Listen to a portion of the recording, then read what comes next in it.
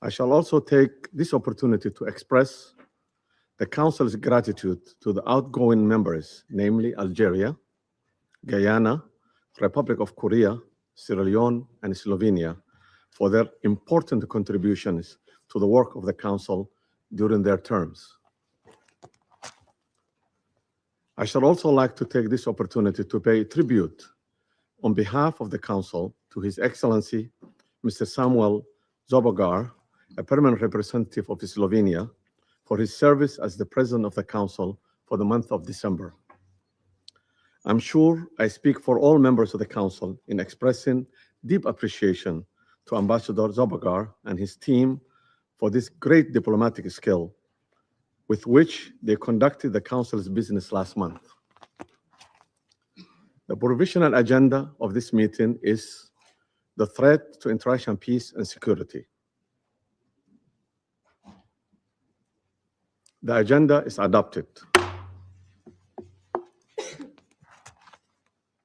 In accordance with Rule 37 of the Council's Provisional Rules of Procedure, I invite the representatives of Argentina, Brazil, Chile, Cuba, Eritrea, Islamic Republic of Iran, Mexico, Nicaragua, Paraguay, South Africa, Spain, Trinidad and Tobago, Uganda, and the Bolivarian Republic of Venezuela to participate in this meeting.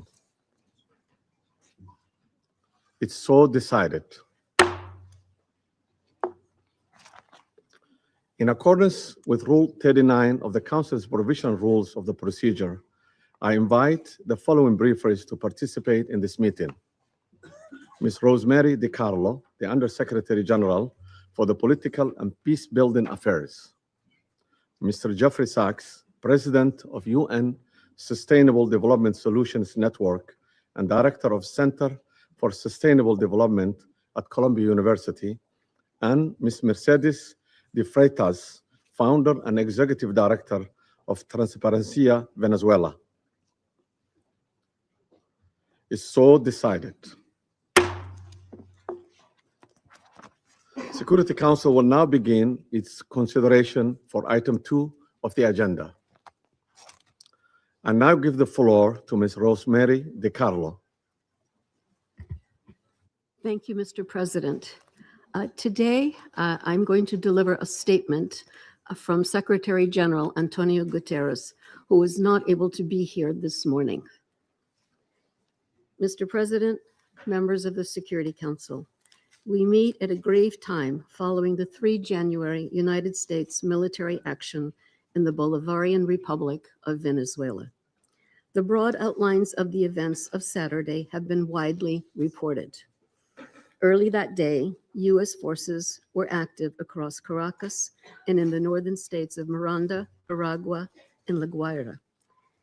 The extent of casualties resulting from these actions remains undetermined.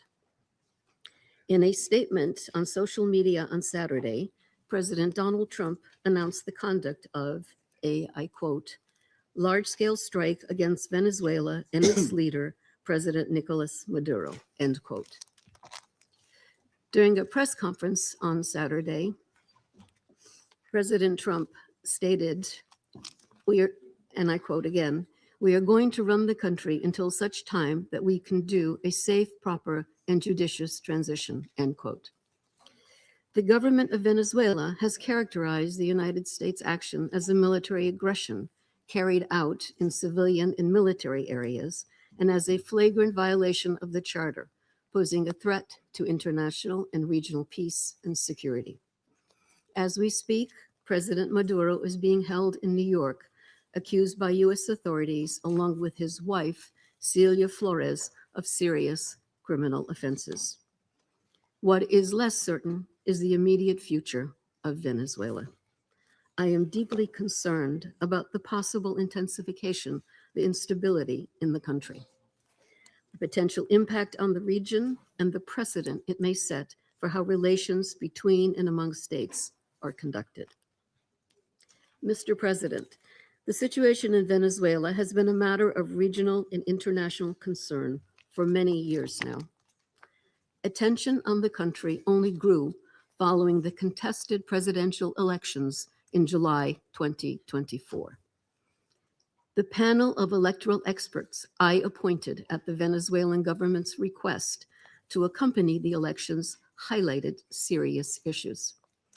We have consistently called for the full transparency and the complete publication of the results of the elections. As reported to the Council on 23 December, the Office of the High Commissioner for Human Rights has cataloged serious violations. On 3 January, Venezuelan interim President Delcy Rodriguez invoked an emergency decree throughout the national territory, extending additional security powers to the government. Mr. President, the latest developments follow a period of heightened tensions beginning in mid-August, as discussed in this Council on 2 previous occasions. I have consistently stressed the imperative of full respect by all for international law, including the Charter of the United Nations, which provides the foundation for the maintenance of international peace and security. I remain deeply concerned that rules of international law have not been respected with regard to the 3 January military action. The Charter enshrines the prohibition of the threat or use of force against the territorial integrity or political independence of any state. The maintenance of international peace and security depends on the continued commitment of all member states to adhere to all the provisions of the Charter. Mr. President, Venezuela has experienced decades of internal instability and social and economic turmoil. Democracy has been undermined. Millions of its people have fled the country. The situation is critical, but it is still possible to prevent a wider and more destructive conflagration. I call on all Venezuelan actors to engage in an inclusive, democratic dialogue in which all sectors of society can determine their future. This entails the full respect of human rights, the rule of law, and the sovereign will of the Venezuelan people. I also urge Venezuela's neighbors and the international community more broadly to act in a spirit of solidarity and in adherence to the principles, laws, and rules erected to promote peaceful coexistence. I welcome and am ready to support all efforts aimed at assisting Venezuelans in finding a peaceful way forward. Mr. President, Excellencies, in situations as confused as complex as the one we now face, it is important to stick to principles. Respect for the UN Charter and all other applicable legal frameworks to safeguard peace and security. Respect for the principles of sovereignty, political independence, and territorial integrity of states. The prohibition of the threat or use of force. The power of the law must prevail. International law contains tools to address issues such as illicit traffic in narcotics, disputes about resources, and human rights concerns. This is the route we need to take. Thank you, Mr. President. I thank Ms. DiCarlo for her briefings. I now give the floor to Mr. Jeffrey Sachs. Mr. President, distinguished members of the Security Council, the issue before the Council today is not the character of the government of Venezuela. The issue is whether any member state, by force, coercion, or economic strangulation, has the right to determine Venezuela's political future or to exercise control over its affairs. This question goes directly to Article 2, Section 4 of the United Nations Charter, which prohibits the threat or use of force against the territorial integrity or political independence of any state. The Council must decide whether that prohibition is to be upheld or abandoned. Abandoning it would carry consequences of the gravest kind. Let me offer some background. Since 1947, the United States foreign policy has repeatedly employed force, covert action, and political manipulation to bring about regime change in other countries. This is a matter of carefully documented historical record. In her book, Covert Regime Change, political scientist Lindsay O'Rourke documents 70 attempted U.S. regime change operations between 1947 and 1989 alone. These practices did not end with the Cold War. Since 1989, major United States regime change operations undertaken without authorization by the Security Council have included, among the most consequential, Iraq 2003, Libya 2011, Syria beginning in 2011, Honduras 2009, Ukraine 2014, and Venezuela from 2002 onward. The methods employed are well established and well documented. They include open warfare, covert intelligence operations, instigation of unrest, support for armed groups, manipulation of mass and social media, bribery of military and civilian officials, targeted assassinations, false flag operations, and economic warfare. These measures are illegal under the UN Charter, and they typically result in ongoing violence, lethal conflict, political instability, and deep suffering of the civilian population. The recent U.S. record with respect to Venezuela is also clear. In April 2002, the U.S. knew of and approved an attempted coup against the government. In the 2010s, the United States funded civil society groups actively engaged in anti-government protests. When the government cracked down on the protests, the U.S. followed with a series of sanctions. In 2015, President Barack Obama declared Venezuela to be, and I quote, an unusual and extraordinary threat to the national security and foreign policy of the United States. In 2017, at a dinner with Latin American leaders on the margin of the UN General Assembly, President Trump openly discussed the option of the U.S. invading Venezuela to overthrow the government. During 2017 to 2020, the United States imposed sweeping sanctions on the state oil company PDVSA. Oil production fell by 75% from 2016 to 2020, and the real GDP per capita declined by 62%.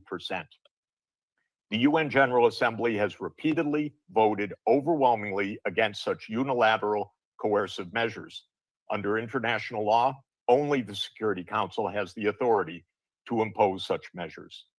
On the 23rd of January 2019, the United States unilaterally recognized Mr. Juan Guaido as interim president, and a few days later froze approximately $7 billion of Venezuelan sovereign assets held abroad and gave the designated authority over certain of these assets. These actions form part of a continuous U.S. regime change effort spanning more than 2 decades. In the past year, the United States has carried out bombing operations in 7 countries, none of which were authorized by the UN Security Council, and none of which were undertaken in lawful self-defense under the Charter. The targeted countries include Iran, Iraq, Nigeria, Somalia, Syria, Yemen, and now Venezuela. In the past month, President Trump has issued direct threats against 6 UN member states, including Colombia, Denmark, Iran, Mexico, Nigeria, and of course, Venezuela. Members of the Council are not called upon to judge Nicolas Maduro. They are not called upon to assess whether the recent U.S. attack and ongoing naval quarantine results in freedom or in subjugation. Members of the Council are called upon to defend international law, and specifically the UN Charter. The realist school of international relations, articulated most brilliantly by John Mearsheimer, accurately describes the condition of international anarchy. When you have the perfect response in your head, but your fingers just can't keep up. We've all been there. Typing, deleting, retyping. Now I use Whisperflow. I just think out loud and it creates perfect formatted text on any app or website. Whisperflow understood what I was trying to say and gave me the exact output I wanted. Check out the difference between this same sentence being dictated into Siri versus Whisperflow. Let's meet at 12 p.m. at Joe's Pizza. Wait, no, actually I can't do 12, so let's do 12:30. And instead of Joe's, let's go to Kelly's Diner. Whisperflow understood what I was trying to say and gave me the exact output I wanted. For longer texts like this email, they even formats it professionally, so it's ready to go with no editing. so much faster than typing. Whether you're writing in Gmail, ChatGPT, iMessage, WhatsApp, Slack, Cursor, or anywhere else, break free from your keyboard. Do you know how much time you'll save if you quadruple your typing speed? Try Whisper Flow for free on desktop and mobile.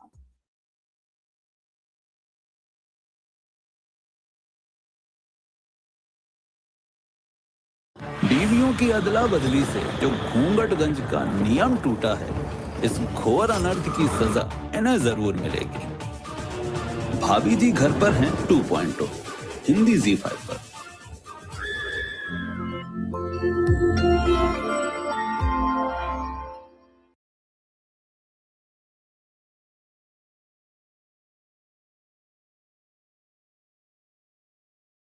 Other forward deployed assets positioned for coercive purposes.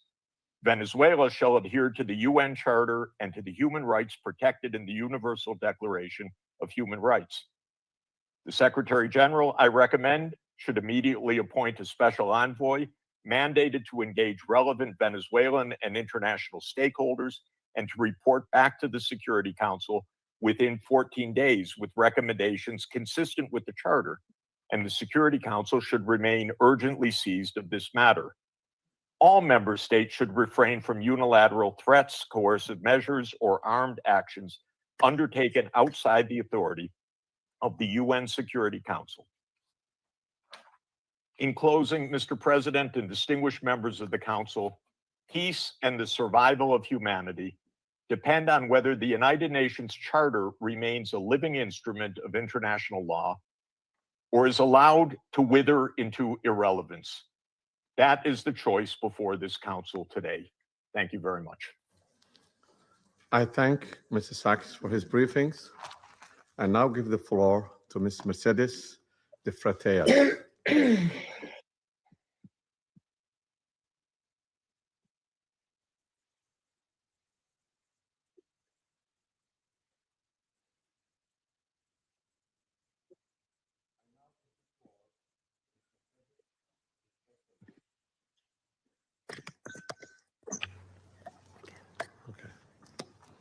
My apology. I now give the floor to Ms. Mercedes de Frateas. Good morning. I speak in Spanish.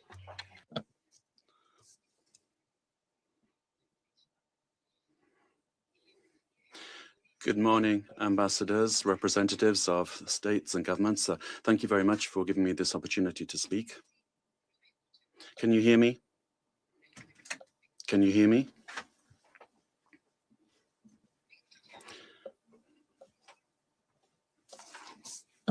Good morning. I speak in Spanish. Buenos días, señor. Good morning, ambassadors, representatives of heads of state and government. Thank you to enable me to tell you something about Transparency Venezuela, the work that we have been doing.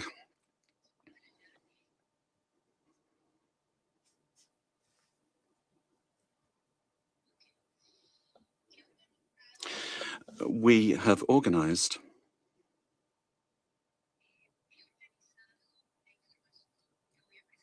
I've organized some information I'm going to put forward to you in 5 points.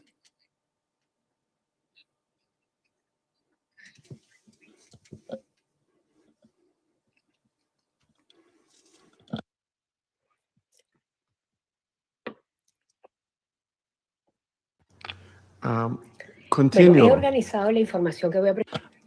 I've arranged the information I'm going to give to you in around 5 points. Let me make the most of my time. First of all, one, the corruption in Venezuela is seen in 73 countries of the world. We have organized, we've seen hundreds of cases that we have documented over the years, more than 500, 600 cases in various countries.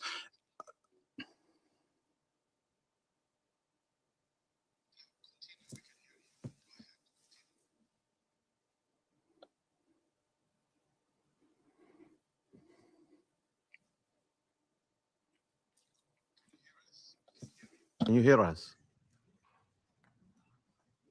Solo en los sistemas de justicia We've looked at the justice systems of 30 countries, and 172 cases were dealt with for corruption, and more than $72 trillion were involved. $1 million were involved. This was public Venezuelan money. Nicolas Maduro and his family. The interpreter cannot hear the speaker. ha sido el instrumento central, involucrada directa e indirectamente en el It was a system that was involved in 90% of the corruption cases. Point number 2, the national criminal organizations. The interpreter cannot hear the speech to provide sufficient interpretation. I apologize. soportar, impulsar, proteger y dirigir las operaciones ilícitas. Las economías ilícitas de oro, droga, extorsión y trata de personas alcanzaron en 2024 $8.000 billones de dólares. Can you hear us? Ms. Freitas? De la producción de oro, ¿sí? Can you hear us? The interpreters cannot hear you. Can you slow down and raise your voice a little bit? Hay un delay. There's a delay, says the speaker. The problem the interpreter is having is with the quality of the sound, which is insufficient for interpretation. It's not the speed. Sí, la oigo con delay. I'm hearing you, but with a delay, says the speaker. I can hear you, though. Please proceed now.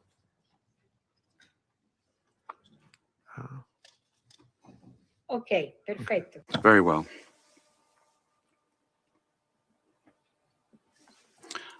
Point 2. National and international criminal organizations have a symbiotic relationship with the regime of Nicolas Maduro, sharing capacity, using the state structures to facilitate their work and to protect illicit operations in gold, for example, drugs, extortion, and human trafficking. And according to our estimates,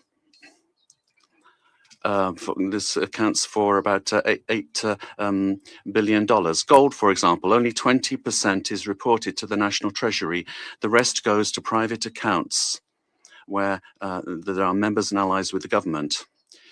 This mining industry has exploited so many people using national parks and also the Amazon area. And then to launder the money from corruption, the network has money laundering structures that are very sophisticated. And since 2021, and they've been involved in this work. 3, great corruption has led to a decrease in the income of the state and therefore public expenditure, and therefore affecting the quality of basic services. The current economy is in crisis. There's no money either to service the debt.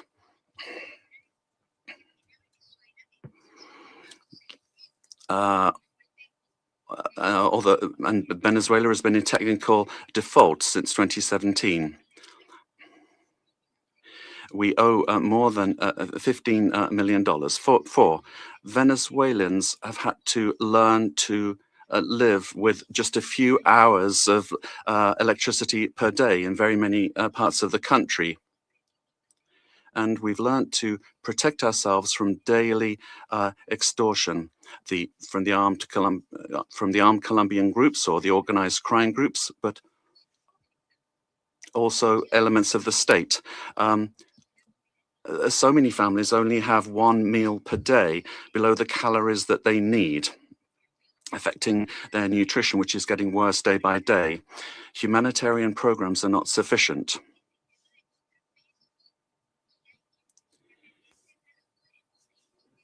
And then 5, there's no checks and balances between government departments. The government has captured all institutions, beginning with the justice institutions and also the oil company responsible for the majority of income for the country. In order to maintain control and the impunity of these illicit operations, a repressive system that's getting worse and worse is being applied. And to date, there are more than 1,000 political prisoners. At the end of the year, 26 people died during torture or because a lack of medical care. United Nations has documented many of these cases. We need a transparent state that is accountable, that will guarantee the rule of law and human rights, that will protect public goods for everyone without privilege, a system that's autonomous and independent. We need investment in building capacity that will The internet is the biggest wealth creation engine to ever exist. Sadly, only a relative few have been able to participate in it. At Replit, we believe that the next generation of software creators can come from anywhere in the world. And that starts with access. Access that lets you build anything, all at the speed of your ideas. So today, we're introducing a new free experience. You'll get free daily credits to build, iterate, launch, and even monetize your app. We rebuilt the entire starting experience so nothing gets in your way. Not cost, not complexity, not even code. Replit is fast, free, and ready for you. Try today, and we can't wait to see what you create.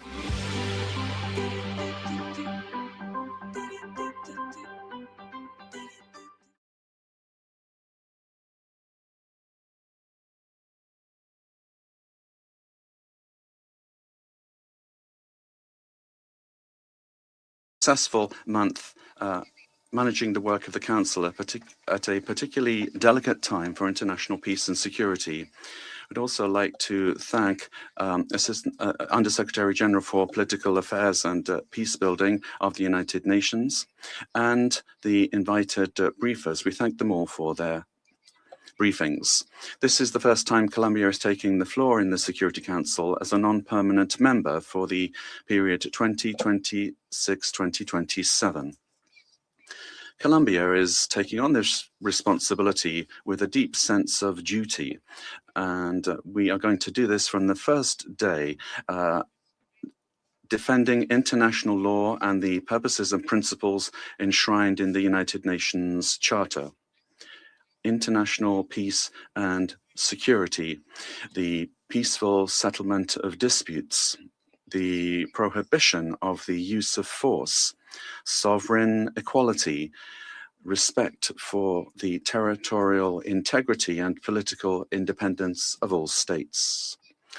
Colombia condemns categorically the events that occurred in the early morning of the 3rd of January in Venezuela, where we saw multiple explosions and air activity over Caracas and other areas of the country as part of a military attack carried out by the United States, which included bombings of civilian and military infrastructure, creating panic amongst the population. All of this represents clear violations of the sovereignty, political independence, and the territorial integrity of Venezuela. There is no justification whatsoever under any circumstances for the unilateral use of force to commit an act of aggression. Such actions constitute a serious violation of international law and the United Nations Charter, including the prohibition on the use or the threat of the use of force, the principle of the respect for sovereignty and the full authority of states over their territory, including their natural resources, the territorial integrity of states, and the principles of collective defense, particularly when they directly endanger the population and civilian assets. Defending these principles is not an option. Indeed, it's a common obligation that we have in order to preserve international peace and security. We need to remember that the provisions of the Charter allow for the use of force only under exceptional circumstances, in legitimate defense in the face of an armed attack, or when there is an express authorization by this Council in accordance with Chapter 7. And even in those cases, this does not amount to assuming political control of another state. In this regard, we reject any unilateral military action, any act that could worsen the situation or endanger the civilian population. And we would call for a de-escalation and non-resort to the use of force, which endangers people finding themselves in this delicate situation. They must be the absolute priority. We have learned from our experience that the civilian population is always the one that pays the highest price in armed conflict. Mr. President, Latin America and the Caribbean have proclaimed themselves to be a zone of peace, and this collective commitment and will of our region must be respected. Unilateral action that is contrary to international law endangers regional stability, increases insecurity, and worsens the already complex conditions being faced by the civilian population, with devastating effects that will transcend the sovereign borders of Venezuela to have a direct impact on countries of the region, such as Colombia. In order to act preventively, Colombia has engaged in measures to protect the civilian population and preserve the stability of the border, addressing the possible needs of the population, particularly the migrant population, in coordination with local authorities. Colombia has been and will continue to be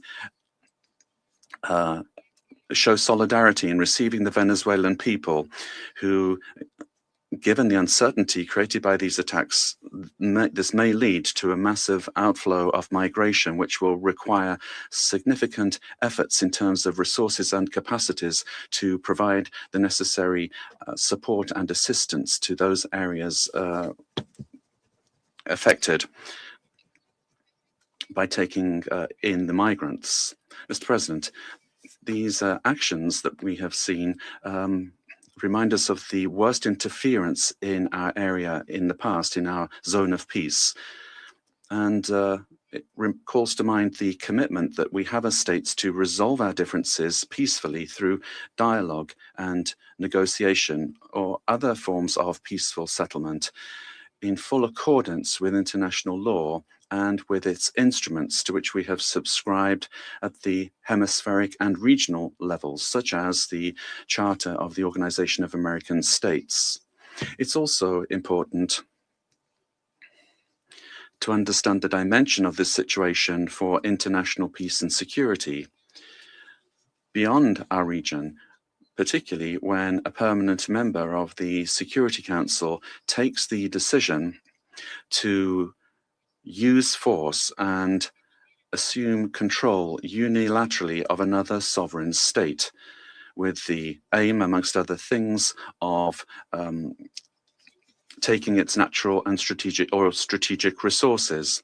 This is very worrisome for the international community, the international order that was established after the Second World War, and flagrantly violates international law and is in clear contradiction with the United Nations Charter and the very goal for which this council was created.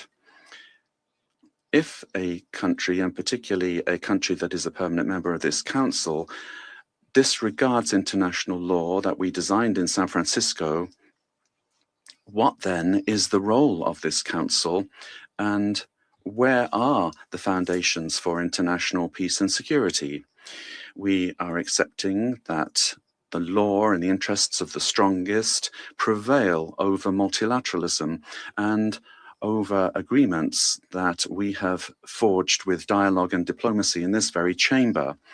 Democracy cannot be promoted or defended through violence or coercion, and it cannot be superseded either by economic interests. Democracy can only be built and sustained through respect for the will of peoples, the reaffirmation of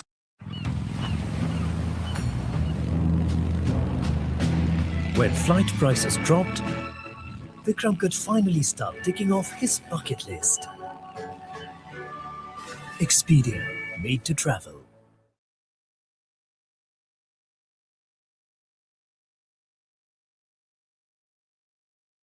reiterated its call to open up paths for democracy in Venezuela through specific popular decisions being taken.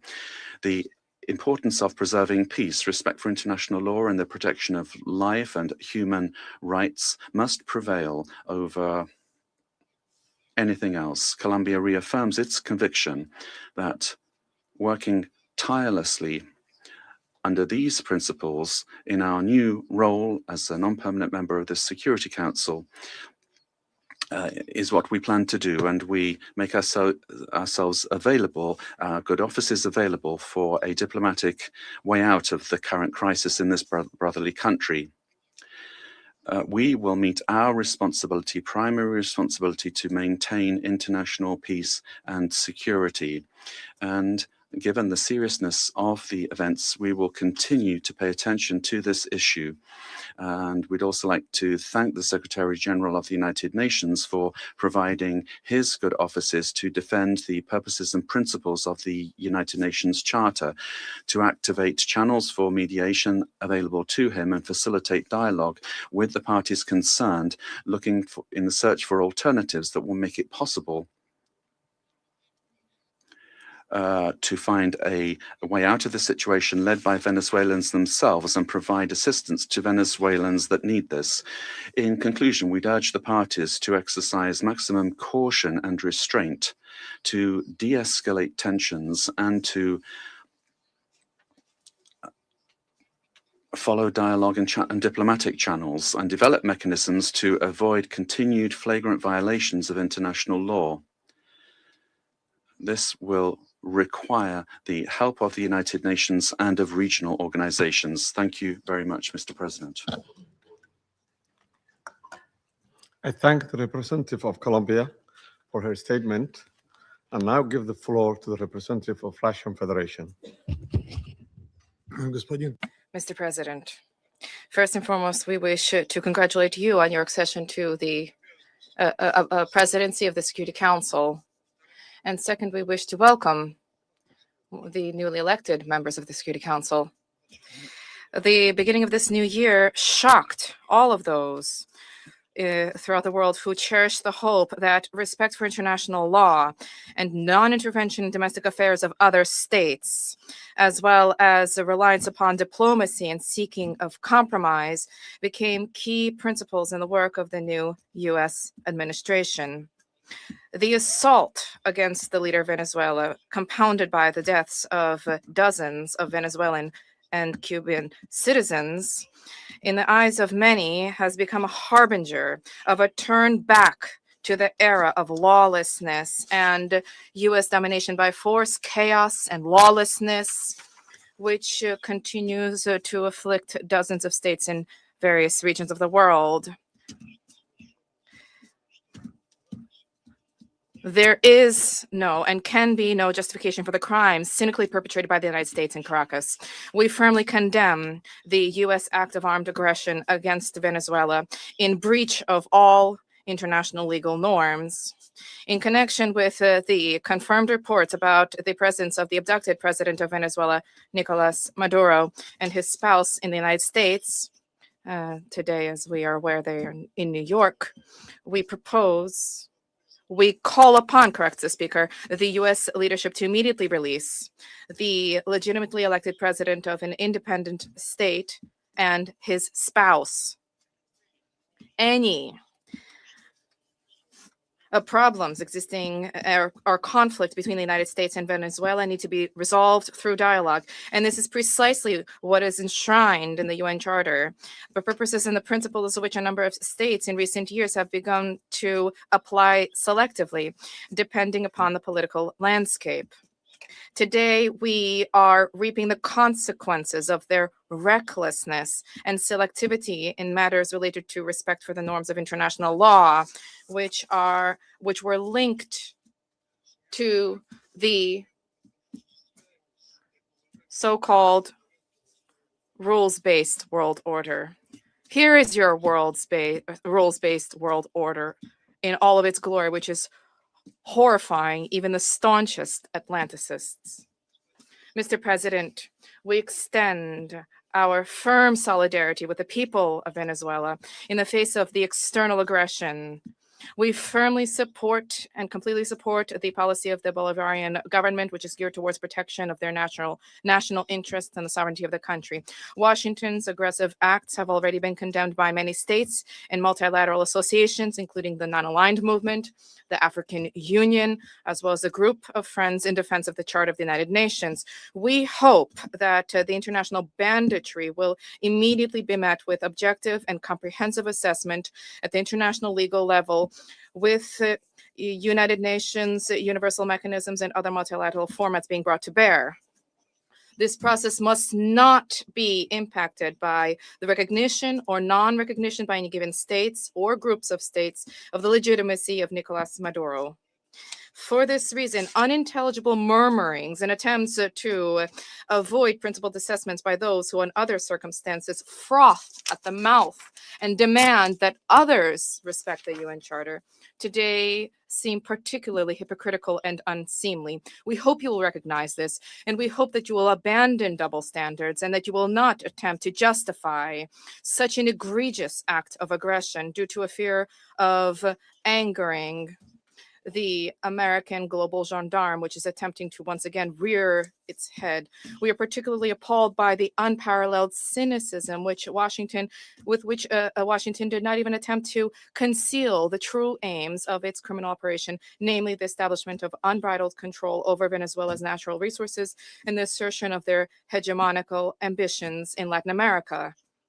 In this way, Washington is generating fresh momentum for neocolonialism and for imperialism, which were repeatedly, decisively condemned and repudiated by the peoples of this region and by the global South as a whole. Distinguished colleagues, under these circumstances, it is exceedingly important for the entire international community to unite and to definitively reject the methods and tools of U.S. military foreign policy, which have been demonstrated in the case of Venezuela. This is the only way it is possible to compel Washington to revisit and to abandon their dangerous misconceptions. As we stated during previous meetings on Venezuela, the bell now tolls across the region, ringing for every country of the Western Hemisphere.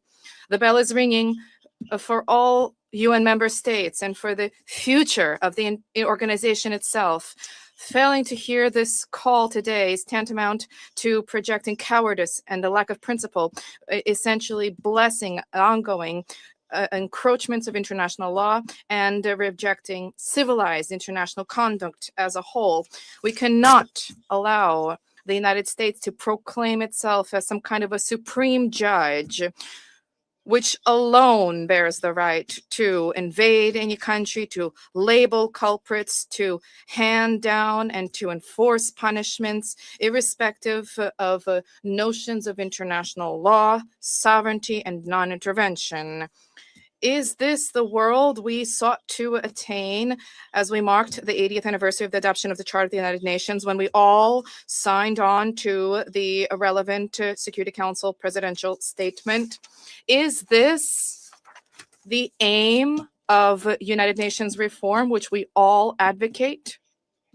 Or has the United Nations and Security Council thereof, do they no longer exist? And is there need now to seek from Washington a patent to rule, so to speak?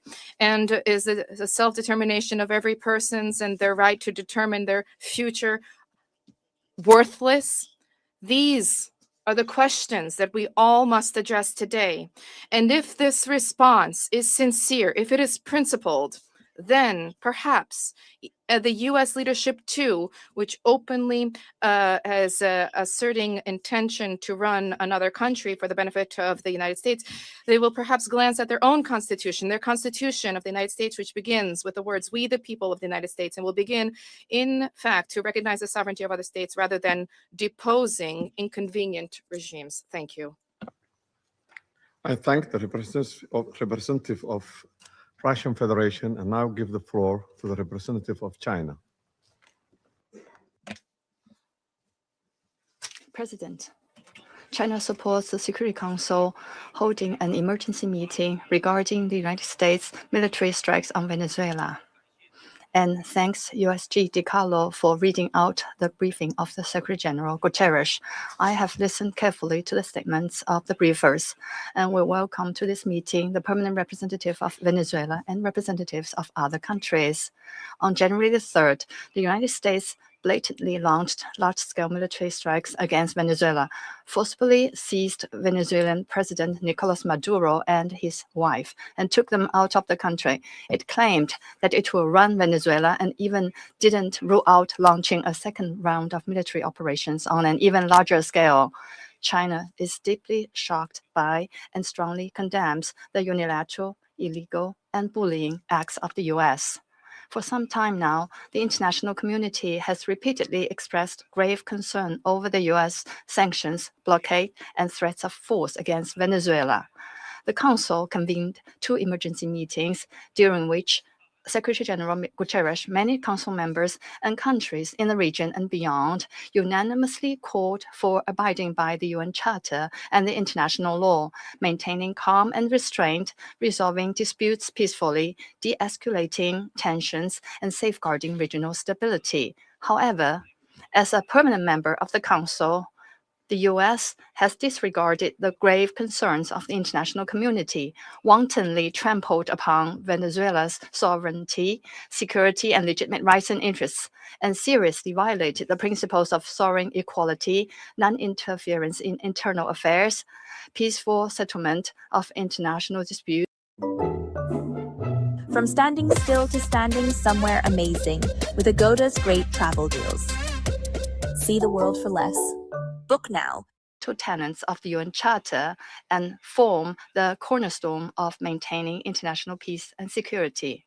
The U.S. has placed its own power above multilateralism and military action above diplomatic efforts, posing a grave threat to peace and security in Latin America and the Caribbean, and indeed internationally. China firmly opposes this, and the international community has also expressed widespread grave concern and strong condemnation.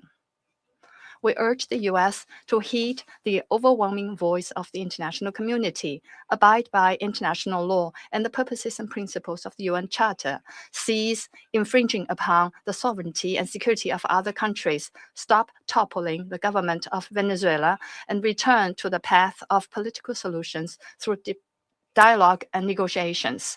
We call on the U.S. to ensure the personal safety of President Maduro and his wife and to release them at once. We support the Council in fulfilling its primary responsibility to maintain international peace and security, and we support all efforts by the UN Secretary General, regional countries, and organizations that contribute to promoting dialogue and de-escalating the situation. President, the lessons of history are a stark warning. Military means are not the solution to problems, and the indiscriminate use of force will only lead to greater crisis. The U.S. bypassed the Council to launch military operations against Iraq, blatantly attacked Iran's nuclear facilities, and imposed economic sanctions, military strikes, and even armed occupations on multiple countries in Latin America and the Caribbean. These actions have caused persistent conflict, instability, and immense suffering for the ordinary people. Did these actions bring peace and stability? Did they bring development and prosperity? The international community sees this clearly. Venezuela is an independent sovereign state with every right to defend its sovereignty and national dignity. Countries in Latin America and the Caribbean are important forces in maintaining world peace and stability and promoting global development and prosperity, and they have every right to independently choose their development paths and partners. No country can act as the world's police, nor can any state presume to be the international judge. China firmly supports the government and people of Venezuela in safeguarding their sovereignty, security, and legitimate rights and interests. We firmly support the regional countries in upholding the status of Latin America and the Caribbean as a zone of peace. We demand that the United States change its course, cease its bullying and coercive practices, and develop relations and cooperation with regional countries on the basis of mutual respect, equality, and non-interference in international affairs. China stands ready to work with the regional countries and the international community to strengthen solidarity and cooperation, uphold fairness and justice, and jointly safeguard peace and stability in Latin America and the Caribbean. I thank you, President. I thank the representative of China for the statement and now give the floor to the representative of Liberia. Thank you, Mr. President. I have the honor to deliver this statement on behalf of the A3 members, namely the Democratic Republic of Congo, Somalia, and my own country, Liberia. We thank the presidency for promptly convening this important meeting. We congratulate Somalia on assuming the presidency of the Security Council this month and warmly welcome all new members. The A3 appreciates USG DiCarlo's comprehensive briefing and listened carefully to the remarks offered by civil society representatives. We also welcome the representative of Venezuela and the representatives of the region to this meeting. Mr. President, the A3 aligns itself with the recent communique of the African Union on the situation in the Bolivarian Republic of Venezuela and continues to monitor developments there with deep concerns. In particular, we note reports regarding the detention of President Nicolas Maduro and his wife and incidents involving Venezuelan institutions. Such developments present serious challenges not only to Venezuela's internal stability, but also underscore the imperative to safeguard the broader peace and security of the region. The A3 remains steadfast in its commitment to the fundamental principles of international law, including the full respect for the sovereignty and territorial integrity of states as enshrined in the Charter of the United Nations in the interest of regional stability and international peace. We believe these are essential foundations for international cooperation and peaceful coexistence. Our position underscores the importance of dialogue, the peaceful settlement of disputes, and respect for constitutional and institutional frameworks. Mr. President, the complex situation in Venezuela requires a comprehensive response that is both inclusive and nationally owned. We continue to hold that a sustainable and peaceful resolution can only be found through constructive dialogue among Venezuelans themselves, with genuine respect for the aspiration and rights of the Venezuelan people, and with the constructive support of the international community. The A3 expresses its solidarity with the people of Venezuela and reiterates the African Union's commitment to peace, stability, and mutual respect among nations and regions. It's important for all parties, both within Venezuela and in the broader international community, to exercise restraint and responsibility, upholding international law and avoiding any action that could escalate tension or threaten regional stability. The A3 stands ready to support all efforts within this council and in cooperation with regional partners to facilitate a peaceful, inclusive, and lasting resolution to the situation in Venezuela. I thank you. I thank the representative of Liberia for the statement and now give the floor to the representative of the United States. Mr. President, thank you for chairing. And I particularly want to thank you, Mr. Frita. Check out the difference between this same sentence being dictated into Siri versus Whisperflow. Let's meet at 12 p.m. at Joe's Pizza. Wait, no, actually I can't do 12, so let's do 12:30. And instead of Joe's, let's go to Kelly's Diner. Successfully carried out a surgical law enforcement operation facilitated by the U.S. military against two indicted fugitives of American justice, narco-terrorist Nicolas Maduro and Celia Flores.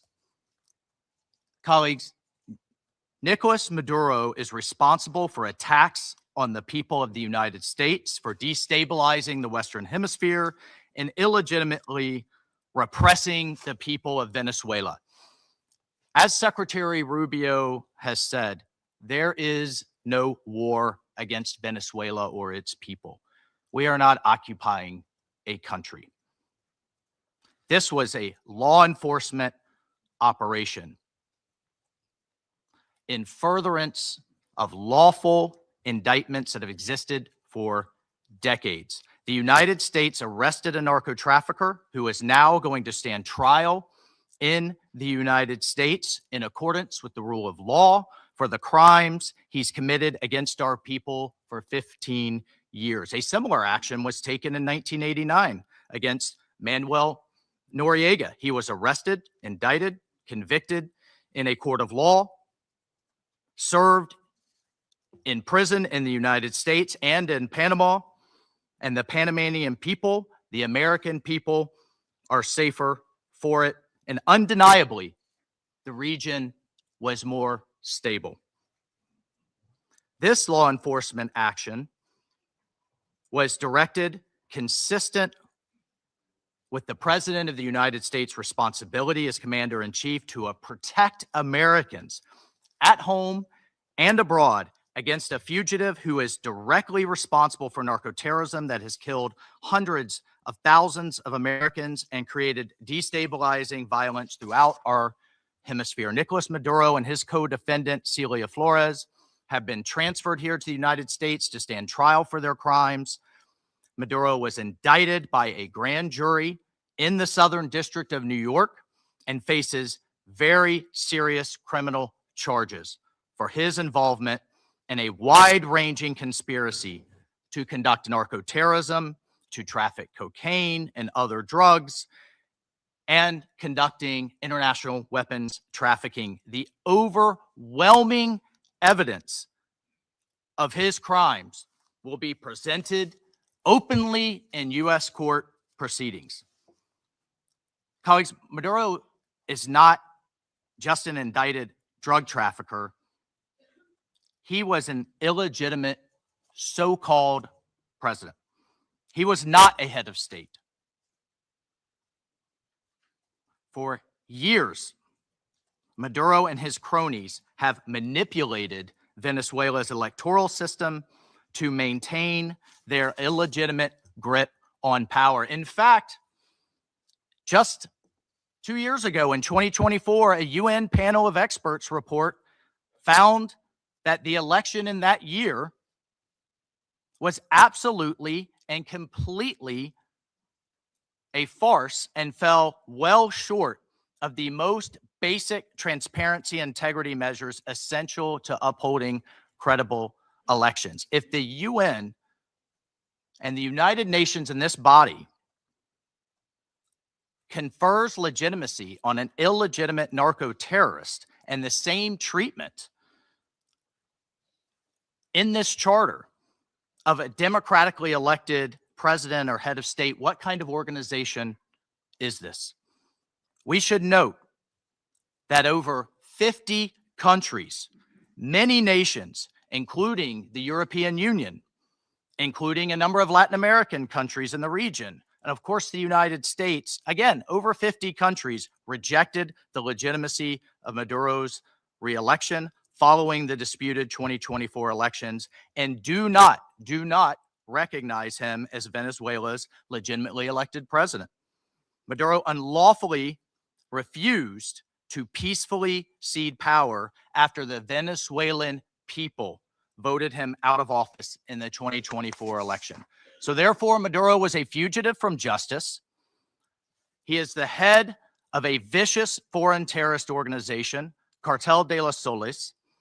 This regime-sponsored enterprise coordinates with and relies on other vicious criminal organizations, namely Tren de Aragua, again, among others, to carry out its objective of using illegal narcotics as a weapon against the United States. And for its part, Tren de Aragua is a designated foreign terrorist organization with thousands of members, many of whom have unlawfully infiltrated the United States and are conducting irregular warfare and undertaking hostile actions against the American people and against the United States. It's terrorizing criminals commit brutal crimes, including murders, kidnappings, extortions, and human, drug, and weapons trafficking.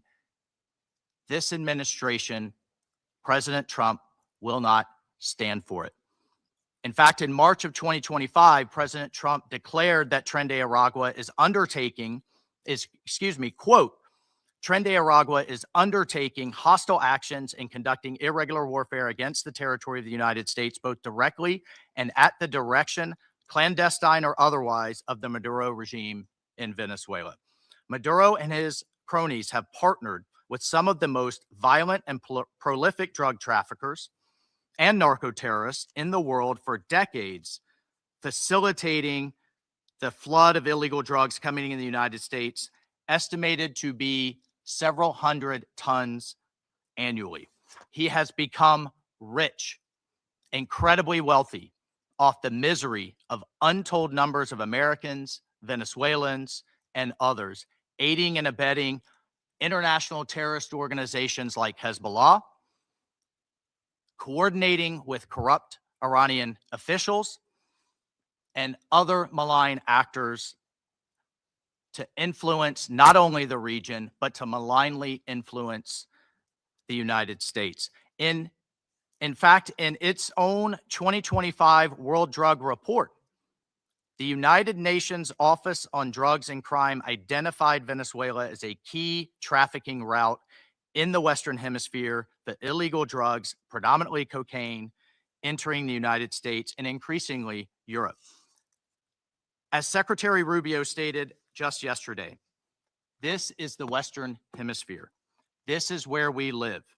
And we're not going to allow the Western Hemisphere to be used as a base of operation for our nation's adversaries and competitors and rivals of the United States.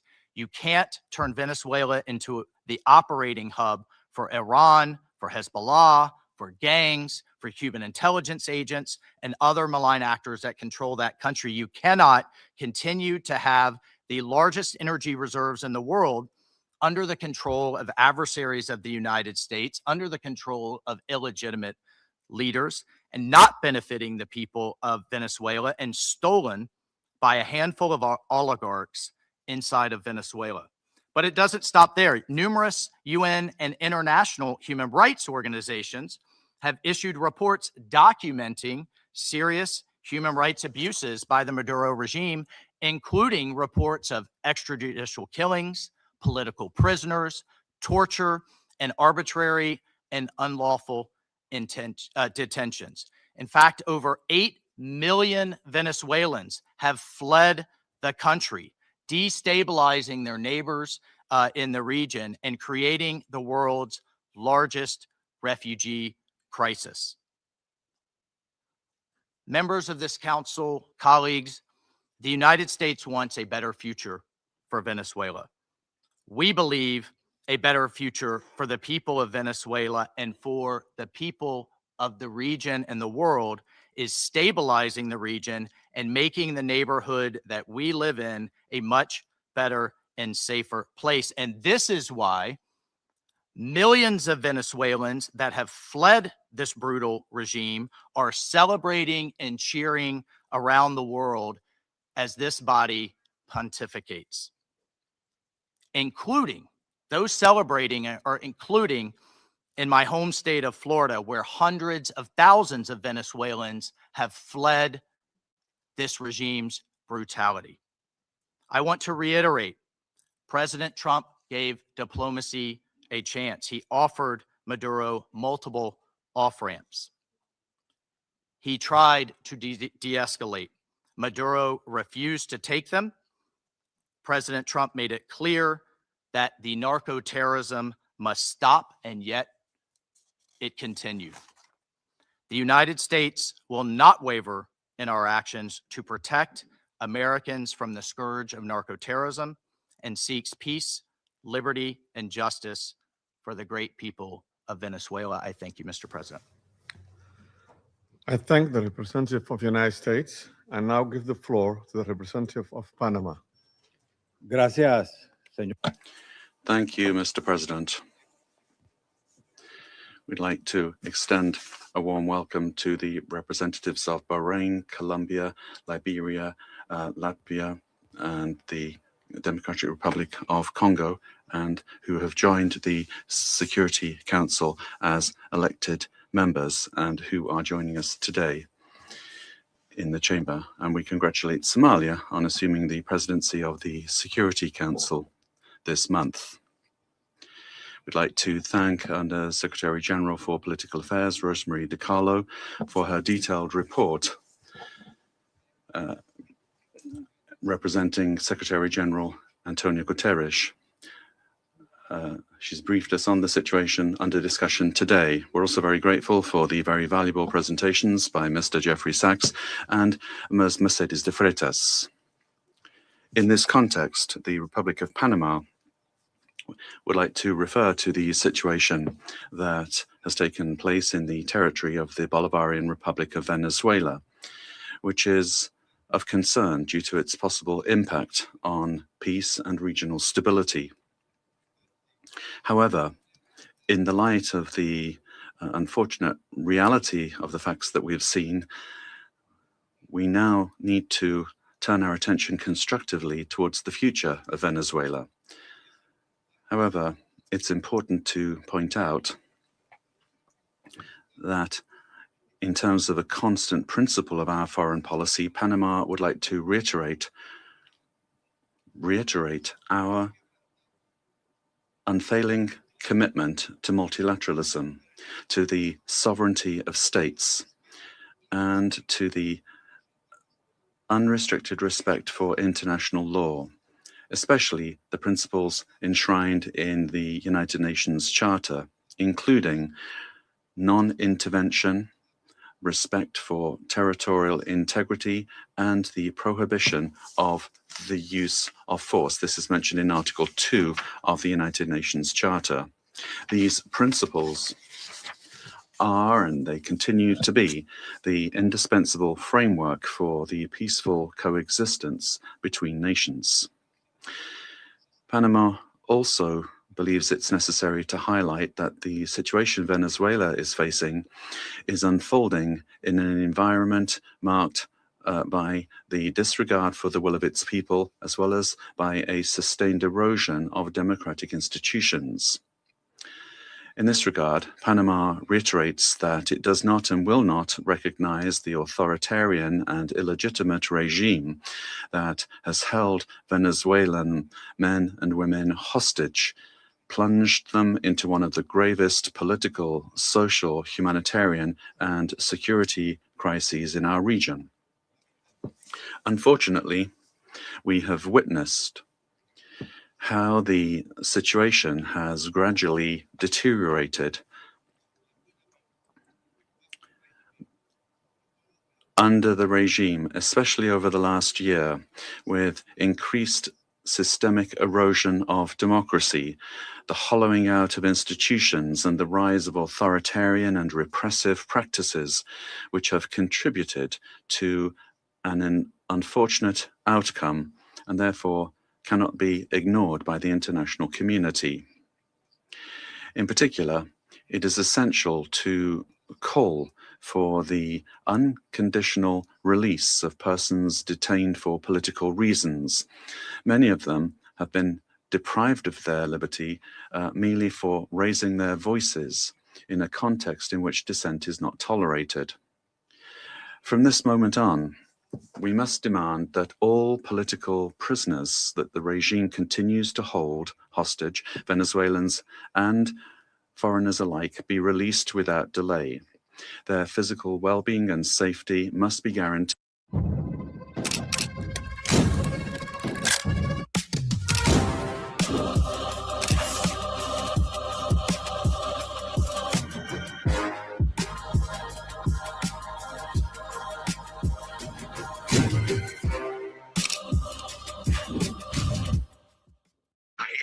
The danger.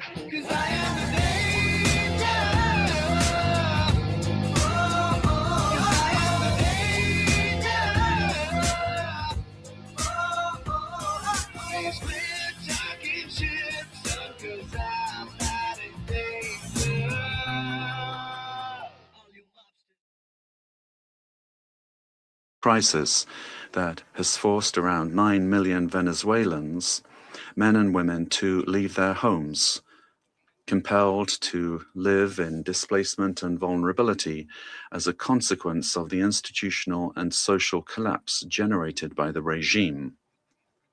A crisis that has had significant regional repercussions, reflected both in the irregular migration flows from south to north of a significant number of Venezuelan nationals, as well as reverse migration movements, including also a lot of Venezuelans, the effects of which are felt particularly in countries of transit and destination that this affects, including Panama. And this has decisively contributed to illegal migration. In the face of this reality, Panama issues a clear and firm call for Venezuela's short-term future to be fully democratic. Power emanates from the people, and as stated by His Excellency, the President of the Republic of Panama, José Raúl Molino, the people, the true sovereign, have already spoken at the polls, granting an indisputable victory with 70% of the votes on July 28, 2024, to the opposition candidate, Mr. Edmundo González Urrutia, as well as to Maria Corina Machado, who was prevented by the regime from running despite having won the primary with 93% of the votes on October 22nd, 2023. Additionally, the popularity of both has increased in recent months, including among police and military sectors. The elected government has the teams and work programs ready to be implemented immediately, guaranteeing an orderly transition that provides the rule of law, respect for human rights, and confidence.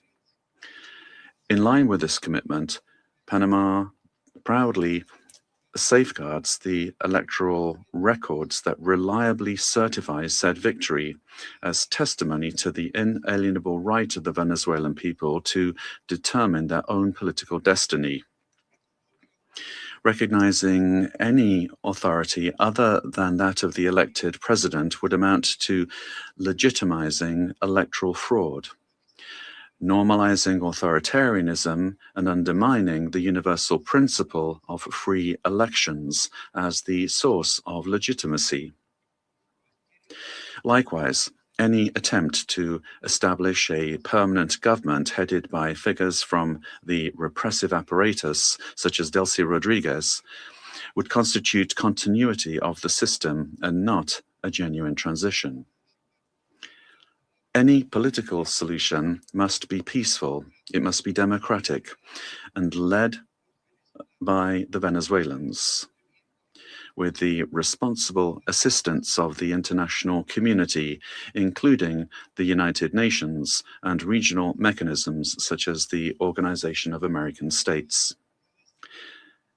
Panama does not wish and would like to avoid a scenario in which Venezuela's reality simply evolves into a change from one crisis to another, one crisis replacing another. There can be no genuine transition with Madurismo if it remains, or if we have the same power structures preserved under new names. Any arrangement that keeps figures associated with the repressive apparatus at the center of governance would, in practice, constitute continuity of the system and not a real transition. Comparative experience shows that merely nominal transitions tend to prolong conflicts, intensify migratory flows, and perpetuate regional instability to the detriment of international peace and security. Panama will always stand in solidarity with an orderly and democratic transition process, anchored in the popular will already expressed at the polls on July 28, 2024, aimed at restoring democratic institutions through an interim period strictly limited in time, the sole purpose of which is to create the conditions necessary for the effective exercise of the Venezuelan people's right to self-determination.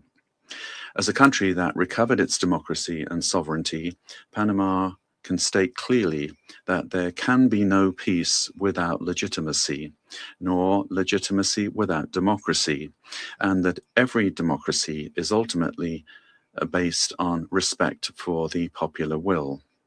Mr. President, Panama, due to our commitment to multilateralism and international law, in its capacity as member of the Security Council, will continue to contribute responsibly to collective efforts aimed at preserving peace, strengthening democracy, and supporting legitimate and sustainable solutions anchored in the sovereign will of peoples and respect for international law. Thank you very much. I thank the representative of Panama for the statement and now give the floor to the representative of Latvia. Thank you, Mr. President. At the outset, I would like to congratulate Somalia on assuming the presidency of the United Nations Security Council in January and wish you all success.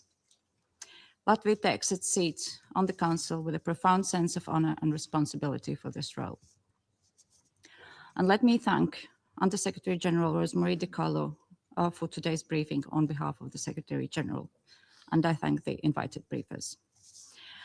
The Security Council bears primary responsibility for the global efforts to uphold peace, security, and rule of law worldwide. Latvia recalls that under all circumstances, the principles of international law and the UN Charter must be upheld. All efforts now focus on ensuring de-escalation and stability in Venezuela based on inclusive dialogue and broad societal support. Latvia encourages all relevant actors to prioritize diplomatic efforts and work collectively towards a peaceful, democratic, and sustainable future for Venezuela. Latvia stands in solidarity with the people of Venezuela and their right to freedom and democracy. Rights that were not respected by the Maduro regime during 2024 presidential elections and before, and which remain unmet to this day. The regime of Nicolas Maduro was rooted in mass repression, corruption, organized crime, including drug trafficking, and posed a grave threat to security of the region and the world. It has repeatedly violated the UN Charter and undermined international law, including through open support for Russia's aggression against Ukraine. The Maduro regime does not represent the will of the Venezuelan people and has relied on widespread, systematic repressions of human rights across the country to maintain power. 8 million Venezuelans have been forced to flee the country since 2014. Latvia also remains committed to working jointly together with partners to counter global transnational organized crime networks, including in Latin America and Caribbean. Such criminal activities place the lives of countless people at grave risk, particularly women and children. Addressing these challenges requires sustained cooperation in full respect of international law. Latvia continues to closely monitor the situation in Venezuela and stands prepared to continue working with its partners to support a peaceful, democratic, and just transition that reflects the aspirations of the Venezuelan people. And I thank you. I thank the representative of Latvia for her statement and now give the floor to the representative of Denmark. Thank you, Mr. President. And let me also thank Undersecretary General Dicarlo for her briefing on behalf of the Secretary General. We also listened carefully to the briefing by Ms. de Freitas and Mr. Sachs. Mr. President, Denmark joins the Secretary General in expressing deep concern over the evolving situation in Venezuela. Since this council met to discuss the situation 2 weeks ago, we have seen a drastic escalation, culminating in a large-scale military operation on January 3rd. At our last meeting, Denmark urged all actors to strictly adhere to international law and to de-escalate tensions and exercise the necessary restraint. Today, we echo the Secretary General in his concern regarding the worrying implications of this military action. Independent of the situation in Venezuela, these developments constitute a dangerous precedent. International law and the UN Charter, as a pillar of the international security architecture, must be respected by all states. Denmark recalls the foundational principle of international law that forbids states from threatening or using force against another state's territorial integrity and political independence. This imperative is enshrined in Article 2, Paragraph 4 of the UN Charter. Members of the UN Security Council have a special responsibility to uphold these principles. The principles of sovereignty, political independence, and territorial integrity must be respected. The inviolability of borders is not up for negotiation. These are universal, sacrosanct principles enshrined in international law. They apply everywhere. Mr. President, once again, Denmark calls on all parties to urgently de-escalate tensions that could threaten peace and stability in the region and beyond. International disputes should be settled by peaceful means, as stated in the UN Charter. We further call on all parties to exercise maximum restraint and to engage in dialogue and diplomacy.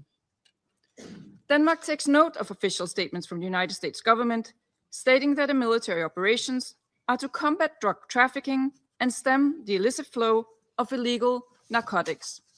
Denmark shares the priority of combating organized crime and drug trafficking, while reiterating that counter-narcotic efforts, as all other efforts, must be conducted in strict accordance with international law, including the fundamental rules and principles of the UN Charter. Mr. President, against this backdrop, Denmark wishes to recall our solidarity with the people of Venezuela. Denmark does not recognize Nicolás Maduro as the legitimate president of Venezuela following the lack of transparency and integrity in the 2024 presidential elections, which failed to meet basic democratic standards. In Maduro's attempts to cling to power, his authoritarian regime grew increasingly oppressive. His regime bears responsibility for widespread and systematic violations of human rights against his fellow citizens, and he should be held accountable. The victims of the Maduro regime's alleged crimes against humanity have to be heard. The Venezuelan people have a right to democracy and self-determination exercised through peaceful, inclusive, and credible democratic processes, free from fear of political persecution, intimidation, or repression, and external political interference. This includes the rights of Venezuelans alone to determine their political, economic, and social future without coercion, pressure, or manipulation by external actors. No state should seek to influence political outcomes in Venezuela through the use or threat of force or through other means inconsistent with international law. Venezuela's future can be decided only by the Venezuelans. We call on all parties and stakeholders to come together for a negotiated and peaceful transition to democratic rule in a process led by and owned by Venezuelans. At this critical and uncertain time, it is imperative that all parties fully respect human rights and international law. Denmark remains committed to supporting Venezuela and the aspirations of its people on its path to lasting political stability. I thank you.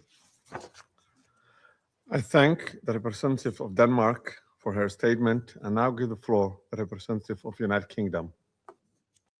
अरे boss, हमारी training camp में सिर्फ आपके college के किस्सों की चर्चा थी। सुना था आपने एक रोमियो को क्या थप्पड़ जगा था। मैं भूलूंगा नहीं। भूलना भी मत। ये अमीर बाप की बिगड़ी हुई औलाद आज भी जहां होगा वो सुधरा तो नहीं। The Venezuelan people have suffered for years. This council now meets at a pivotal moment for Venezuela's future. Maduro's actions created extreme levels of poverty, violent repression, and failing basic services. His regime's rule precipitated a displacement crisis affecting the whole region. The United Kingdom has long been clear that Maduro's claim to power was fraudulent. To date, Venezuela's National Electoral Council has failed to publish the full results of the July 2024 presidential elections, and independent domestic and international reports also observed significant irregularities and a lack of transparency. President, the United Kingdom wants to see a safe and peaceful transition to a legitimate government that reflects the will of the Venezuelan people. They deserve a government which reflects their vote at the ballot box and delivers a more stable, prosperous future for all Venezuelans. Finally, President, the United Kingdom reaffirms its commitment to international law and the principles enshrined in the Charter of the United Nations. These foundations are essential for maintaining global peace, security, and the rule of law. I thank you. I thank the representative of the United Kingdom for his statement and now give the floor to the representative of France. Merci, Monsieur le Président. Thank you, Mr. President. First and foremost, I wish to congratulate you upon your presidency of the Security Council during the month of January. I also wish to thank Madam Rosemary DiCarlo for having conveyed to us the information from the Secretary General of the United Nations on the recent developments which have taken place in Venezuela. Mr. President, France has continued to stand in solidarity with the Venezuelan people as they face the crisis that has been plaguing them for far too many years. Specifically, and in particular, since the summer of 2024, on the 20th of July, 2024, the Venezuelan people exercised their right to vote peacefully in order to shape the future of their country. Their right to choose their leaders, nonetheless, has been stripped away from the people by Nicolas Maduro. Must you recall the facts? The electoral process has been was marred by numerous irregularities, and the final counting of votes was marred by a flagrant lack of transparency. In light of the democratic aspirations of the Venezuelan people, Nicolas Maduro has systematically responded with the repression of dissident voices, of members of the opposition, and of civil society, as well as with numerous arbitrary detentions. France has always expressed itself with clarity about the fact that these practices are unacceptable and that respect for human rights must be upheld. Mr. President, the military operation which has led to the capture of Nicolas Maduro runs counter to the principle of peaceful dispute resolution and runs counter to the principle of non-use of force.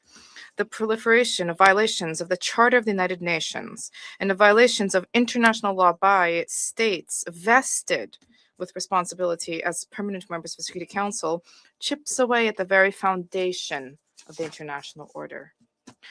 Contravening the principles of the Charter, including the principle of respect for independence and the territorial integrity of states, undermines the foundation of the United Nations and weakens international peace and security. France remains faithful and committed to respect for the Charter of the United Nations and of the principle of peaceful dispute resolution. We have an obligation to uphold these principles at all times and in all places. Respect for these principles is indispensable. Mr. President, France wishes to reiterate our commitment to respect for the will of the Venezuelan people. The transition which is currently being opened up for Venezuela needs to be peaceful and democratic and carried out in a manner which respects the choice of the Venezuelan people, a sovereign people. This transition must be led by and for the Venezuelans. France stands ready, alongside states in the region and our partners at the European Union, to uphold dialogue with a view to the restoration of the free democratic expression in Venezuela. We stand ready to support regional stability. This also needs to be the role of the Security Council. Thank you. I thank the representative of France for the statement and now give the floor to the representative of Bahrain. سيد الرئيس أود بداية Mr. President, I wish to take this opportunity to congratulate first and foremost the Federal Republic of Somalia on its presidency of the Security Council during this month of January. We wish you every success. We also wish to take this opportunity to thank delegations whose mandate at the Council ended, namely Algeria, Guyana, the Republic of Korea, Sierra Leone, as well as Slovenia. We wish to thank them for their significant contributions to the attainment of the goals and the mission of the Council. I also wish to thank Madam Rosemary DiCarlo, Undersecretary General for Political and Peace-Building Affairs, for her valuable briefing related to the latest developments which have taken place at in the Bolivarian Republic of Venezuela, and I wish to thank other briefers as well.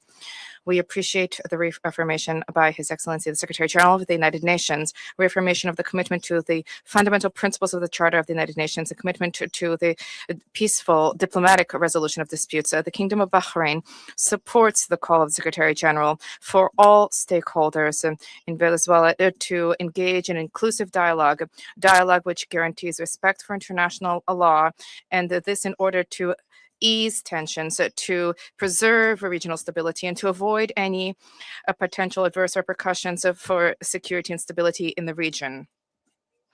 The Kingdom of Bahrain also extends its support for efforts undertaken at the regional and international levels in order to reduce tensions and to enhance diplomatic means in order to provide for international peace and security. The Kingdom stresses the importance of the promotion of international cooperation in order to support all regional and international efforts which are geared towards combating international organized crime, trafficking in drugs, as well as scourges which are related to this. This undermines the stability of societies, undermines achievement of sustainable development.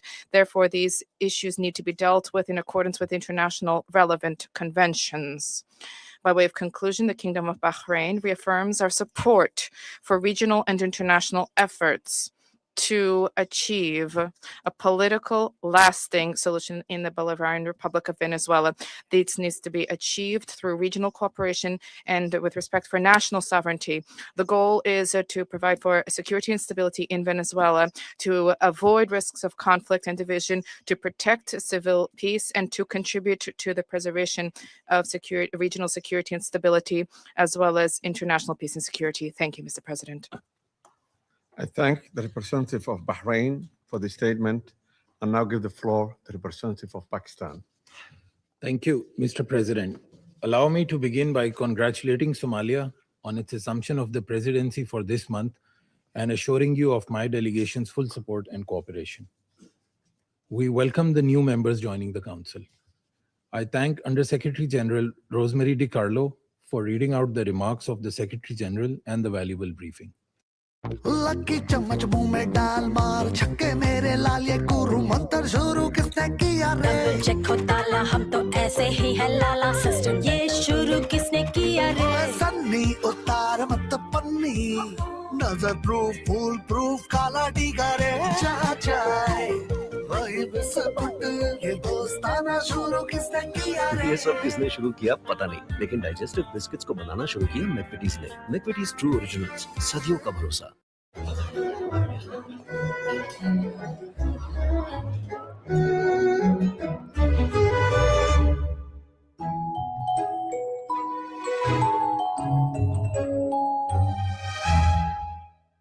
Binds member states to sovereign equality, non-interference in the internal affairs of others, and settlement of international disputes by peaceful means. Unilateral military action contravenes these sacrosanct principles and the doctrine of sovereign immunity. Such actions set dangerous precedents that risk eroding the foundations of the global legal framework. They also fuel instability, which, as history has shown time and again, can lead to unpredictable and uncontrollable outcomes for years to come. Mr. President, at this critical juncture, the path forward must be one of dialogue and diplomacy. Durable solutions to political differences can only be found through peaceful means, with full respect for the will of the Venezuelan people, free from any external interference. We hope that Latin American and the Caribbean region, as a zone of peace, will remain free from conflict and confrontation and continue its march towards enhanced regional cooperation and improved prosperity for the people. We urge all parties to exercise maximum restraint, de-escalate tensions, pursue peaceful coexistence, refrain from any actions that could exacerbate the volatile situation, and engage in dialogue, including by utilizing the sincere offers of mediation. The good offices of the Secretary General also always remain available for that purpose. Lastly, Mr. President, I affirm Pakistan's commitment to contributing constructively to the discharge of the Security Council's primary responsibility for addressing the threat to international peace and security by diffusing tensions, promoting Pacific settlement, and upholding respect for international law and the UN Charter. Peace and stability of Venezuela and the welfare and prosperity of its people, with full ownership, must be the overriding objective of all efforts. I thank you. I thank the representative of Pakistan for the statement and now give the floor to the representative of Greece. Thank you, Mr. President. At the outset, I would like to congratulate Somalia for assuming the presidency of the Council for the month of January and I would like to welcome the newly elected members joining the Council. I would also like to thank USG DiCarlo for her briefing on behalf of the Secretary General, as well as Mr. Sachs and Ms. De Freitas for their remarks. Mr. President, Greece is closely monitoring developments in Venezuela. We urge all actors to exercise maximum restraint and to refrain from actions that would deepen the crisis and undermine prospects for peace and stability. Greece reiterates that the Charter of the United Nations and international law, including human rights law, must always be respected. We also recall the obligation of all parties to protect civilians, especially in times of heightened tensions. Greece shares the priority of combating transnational organized crime and drug trafficking, which pose a significant security threat worldwide. We reiterate that these challenges should be addressed through sustained cooperation in full respect of international law. Mr. President, Greece firmly believes that dialogue and diplomacy are the only viable tools for a peaceful transition and a sustainable resolution of the crisis. We join the Secretary General in encouraging all actors in Venezuela to engage in inclusive and meaningful dialogue in full respect of human rights, democratic principles, and the rule of law. We have long been clear that Nicolas Maduro's an illegitimate president's claim to power lacks legitimacy. Greece has not recognized the results of the rigged elections of July 28, 2024, and has always supported initiatives aimed at achieving a democratic solution for Venezuela. We stand firmly with the people of Venezuela in their pursuit of a democratic future, and we express the hope that the recent events will lead to this effect. The voices of all Venezuelans need to be heard, and they deserve governance that reflects their will through peaceful and inclusive processes. In this spirit, we will continue to support efforts aimed at achieving a peaceful, negotiated transition that ensures the will of all Venezuelans is fully respected. Greece stands ready to support all regional and international efforts aimed at the peaceful resolution of the crisis in line with the Charter of the United Nations and international law. I thank you. I thank the representative of Greece for this statement and now give the floor representative of Bolivarian Republic of Venezuela. Muchas gracias. Thank you very much, Mr. President. Before coming to the substance of our statement today, I think we need to make an institutional clarification. We note with concern that an attempt is being made to present to the Security Council a supposed representative of civil society, a person whose public career trajectory bears the hallmarks of sustained funding from foreign governments and transnational corporations. This has been the case for years, as well as participation in processes of political destabilization and the promotion of institutional breakdown in her own country. The instrumental use of this person to legitimize narratives of confrontation, justify the use of force, or minimize violations of international law does not contribute in any way to the purposes of this Council or to the strengthening of multilateralism. On the contrary, it erodes the credibility of the debates and distorts the Security Council's mandate entrusted with the maintenance of international peace and security. Mr. President, on January 3rd, 2026 is a date of profound historical significance, not only for Venezuela, but for the international system as a whole. On that day, the Bolivarian Republic of Venezuela was the target of an illegitimate armed attack lacking any legal justification by the government of the United States of America, which included bombing of our territory, the loss of civilian and military lives, the destruction of civilian infrastructure, essential infrastructure, and the kidnapping of the constitutional president of the Republic, Nicolas Maduro Moras, and the First Lady Cilia Flores. Venezuela comes before this Council today with a deep conviction that international peace can only be sustained if international law is respected without exception, without double standards, and without selective interpretations. The events of January 3rd constitute a flagrant violation of the UN Charter perpetrated by the US government, in particular, the violation of the principle of sovereign equality of states, of the absolute prohibition of the use or threat of use of force against the territorial integrity or political independence of any state, as enshrined in Article 2, Paragraph 4, and a violation of the duty to settle disputes by peaceful means. Similarly, these acts also seriously violate. The internet is the biggest wealth creation engine to ever exist. Sadly, only a relative few have been able to participate in it. At Replit, we believe that the next generation of software creators can come from anywhere in the world. And that starts with access. Access that lets you build anything, all at the speed of your ideas. So today, we're introducing a new free experience. You'll get free daily credits to build, iterate, launch, and even monetize your app. We rebuilt the entire starting experience so nothing gets in your way. Not cost, not complexity, not even code. Replit is fast, free, and ready for you. Try today, and we can't wait to see what you create.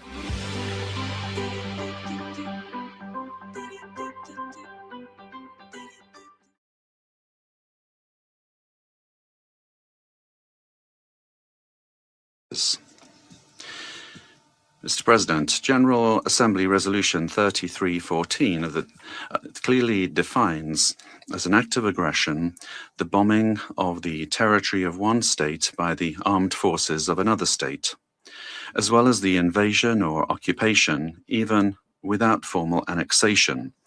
The events we are denouncing here unequivocally fit this definition.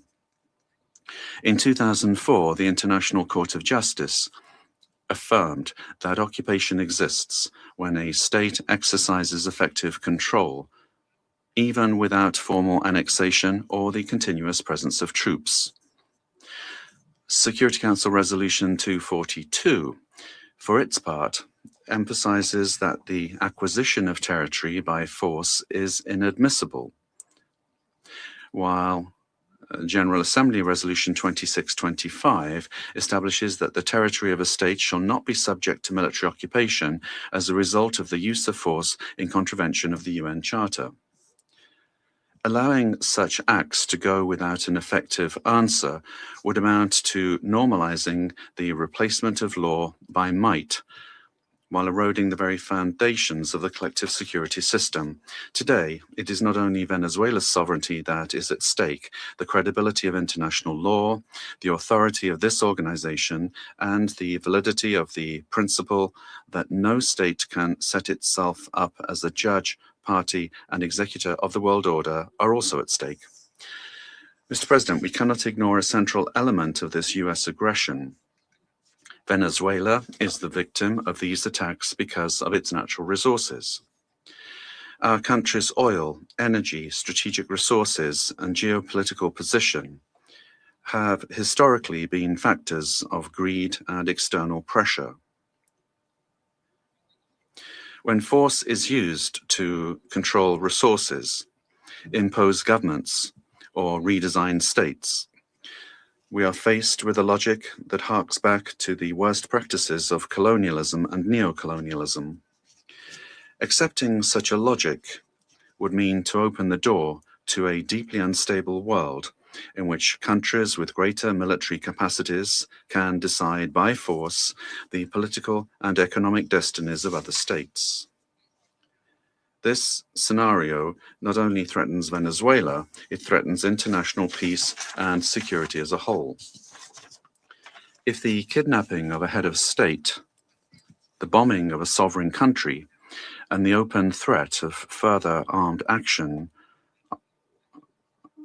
are tolerated or downplayed, the message sent to the world is a devastating one, namely that the law is optional and that force is the true arbiter of international relations. Venezuela firmly believes in diplomacy, dialogue, and peaceful coexistence among nations. That has always been our historical position, and it remains so today, even in the face of an aggression of this magnitude. It is precisely that commitment to peace, the one that was violated on the 3rd of January. Therefore, Venezuela urges this Security Council to fully assume its responsibility and to act in accordance with the mandate conferred upon it by the Charter of the United Nations. In that regard, we request, A, that the government of the United States of America be demanded to fully respect the immunities of President Nicolas Maduro and First Lady Celia Flores, as well as their immediate release and safe return to Venezuela. 2, that the use of force against the Bolivarian Republic of Venezuela be clearly and unequivocally condemned. Thirdly, that the principle of non-acquisition of territory or resources by force be reaffirmed. And 4, that measures aimed at de-escalation, the protection of the civilian population, and the restoration of international law be adopted. Mr. President, in spite of the seriousness of the events, Venezuela would like to inform this body and the international community that its institutions are functioning normally, that constitutional order has been preserved, and that the state exercises effective control over all of its territory. In accordance with our constitution, Executive Vice President Delcy Rodriguez is being sworn in as acting President of the Republic, thereby guaranteeing institutional continuity, stability, and internal peace. We wish to convey a message of serenity, confidence, and hope to the Venezuelan people. Venezuela is a nation that believes in peace, work, and dignity. Our commitment is to diplomacy and law, and the law is firm and unwavering. We defend our sovereignty without renouncing our values. We bet on dialogue without accepting imposition. We believe in a future of coexistence, development, and mutual respect among nations. We trust that this Security Council will rise to the historic moment facing humanity and choose the path of legality, collective responsibility, and peace. Thank you very much, Mr. President. I thank the representative of the Bolivarian Republic of Venezuela and now give the floor to the representative of Argentina. Buenos días. Good morning, and thank you very much, Mr. President. Mr. President, the government of the Argentine Republic values the decision and determination demonstrated by the President of the United States of America and by his government in the recent actions taken in Venezuela that resulted in the capture of the dictator Nicolas Maduro, leader of the Cartel of the Suns, declared a terrorist organization by Argentina in 2025, the same year in which Argentina also declared the Tren de Aragua a terrorist organization. The Argentine Republic trusts that these events represent a decisive step forward against narco-terrorism that affects the region, and at the same time open a stage that will allow the Venezuelan people to fully recover democracy, the rule of law, and respect for human rights in accordance with the principles of international law, and put an end to the oppression exercised for years by the authoritarian regime that plunged the Venezuelan people into poverty and forced 8 million Venezuelans to have to flee their country. Mr. President, the illegitimate regime of Nicolas Maduro has not only constituted a direct threat to Venezuelan citizens through the systematic violation of human rights, the appropriation of the country's resources, and the destruction of democratic institutions, but also to the entire region by leading and exporting its networks of drug trafficking and organized crime. Since the inauguration of President Javier Milei, Argentina has been clear and consistent in its position regarding this situation. We have unequivocally denounced the lack of freedoms and the serious human rights violations, and we have actively contributed with the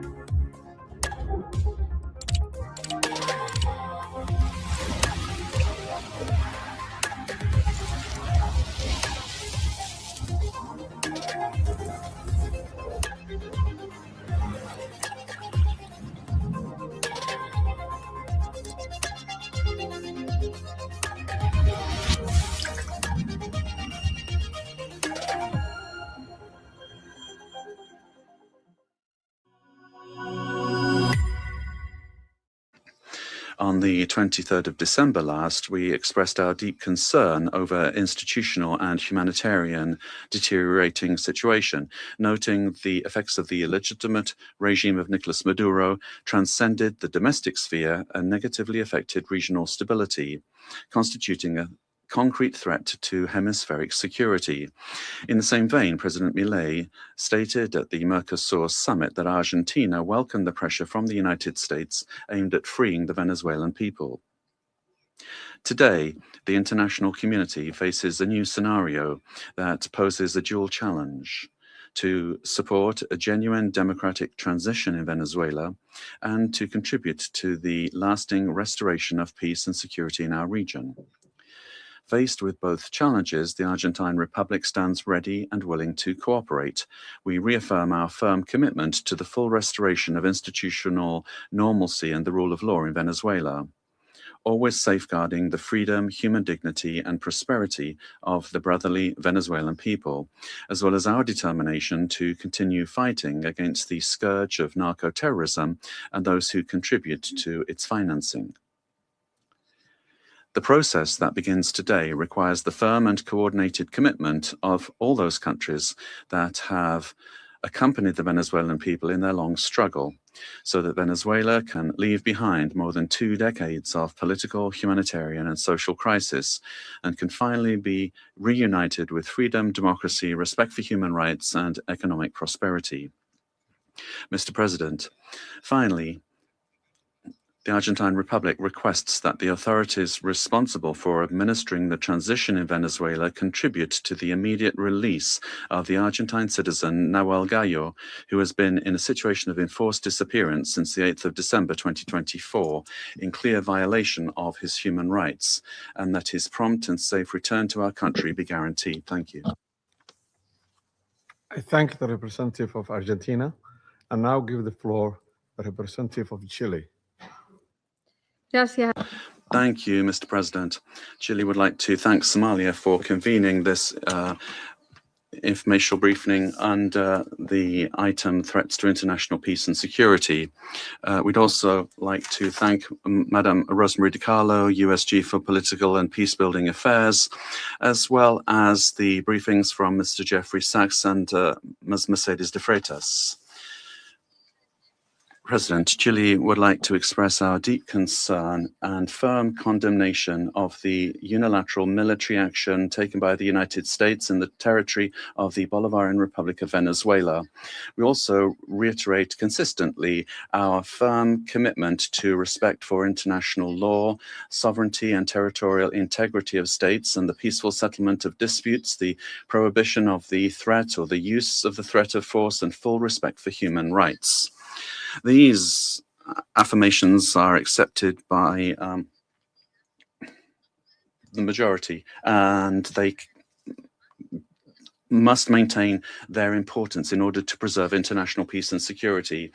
We said this on the 23rd of December when we took the floor, and we reiterate this today. Chile does not recognize the Maduro regime, but serious violations of human rights being faced by Venezuela do not have a military solution.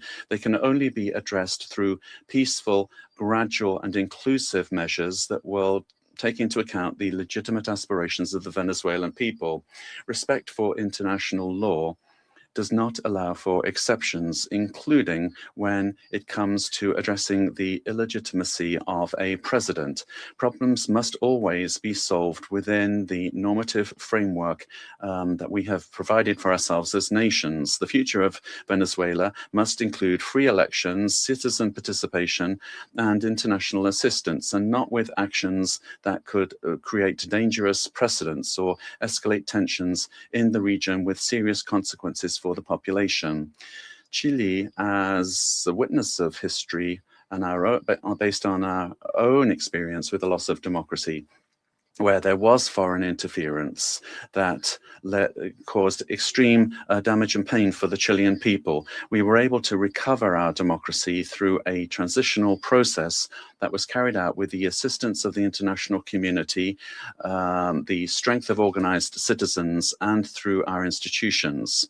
Mr. President, Chile would like also to underscore the urgent need to continue with coordinated efforts multilaterally to address transnational organized crime. And we're also convinced that Latin America and the Caribbean must continue to be a zone of peace, because that zone of peace not only serves Latin America and the Caribbean, but the entire world.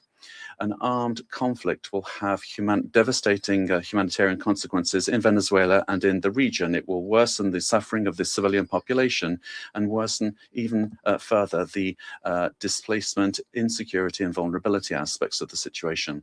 We reiterate that any differences must be dealt with exclusively through peaceful means in strict respect for international law, the sovereignty of states, and the prohibition of the use or the threat of the use of force.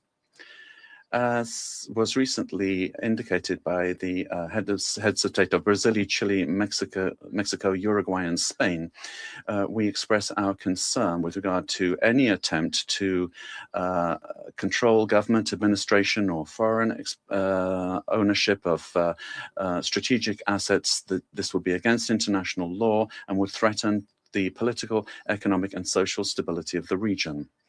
Mr. President, given this complex scenario, Chile welcomes the role that could be played by multilateral fora. And here, particularly, we would refer to the role of the United Nations, and particularly the role that could be played by the Secretary General and by this Council, with the consent of the parties involved to contribute to de-escalating the situation and searching for an understanding that would favor a peaceful and lasting exit to the crisis. Prudent leadership and experience of our organization, as well as the regional organizations and mechanisms, could be very relevant to avoid a further worsening of the situation and to keep open the channels of communication. Chile reiterates its preparedness to support constructive initiatives that will point in this direction and work together with countries of the region and with the international community for stability and mutual understanding and respect for the principles that underpin this organization. Thank you. I thank the representative of Chile for the statement, and now give the floor to the representatives of Brazil. Mr. President, we'd like to thank Somalia for convening this emergency session of the Security Council. Brazil categorically and firmly rejects the armed intervention in Venezuelan territory in flagrant violation of the Charter of the United Nations and of international law.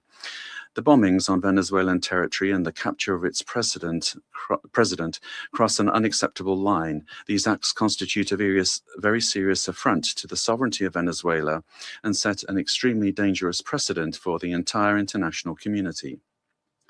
The Charter of the United Nations establishes as a pillar of the international order the prohibition of the use of force against the territorial integrity or political independence of any state, except in the circumstances strictly provided for therein. The acceptance of actions of this nature would inexorably lead to a scenario marked by violence, disorder, and the erosion of multilateralism, to the detriment of international law and institutions. The effects of the weakening of international governance and cooperation mechanisms are already evident. The record number since the Second World War of 61 active armed conflicts, the unprecedented figure of 117 million people in situations of humanitarian disaster around the world, reflecting the increase in wars, displacement, and crimes against humanity, such as the genocide in Gaza, and the global increase in military spending, which is approaching the historical mark of $2.7 trillion. As Brazil has reiterated on numerous occasions, the norms that govern coexistence among states are mandatory and universal. They do not admit exceptions based on ideological, geopolitical, political, economic, or any other kind of interests or projects. They do not admit that the exploitation of natural or economic resources justifies the use of force or the illegal change of a government. The multipolar world of the 21st century, which promotes peace and prosperity, must not be confused with spheres of influence. We cannot accept the argument that the end justifies the means.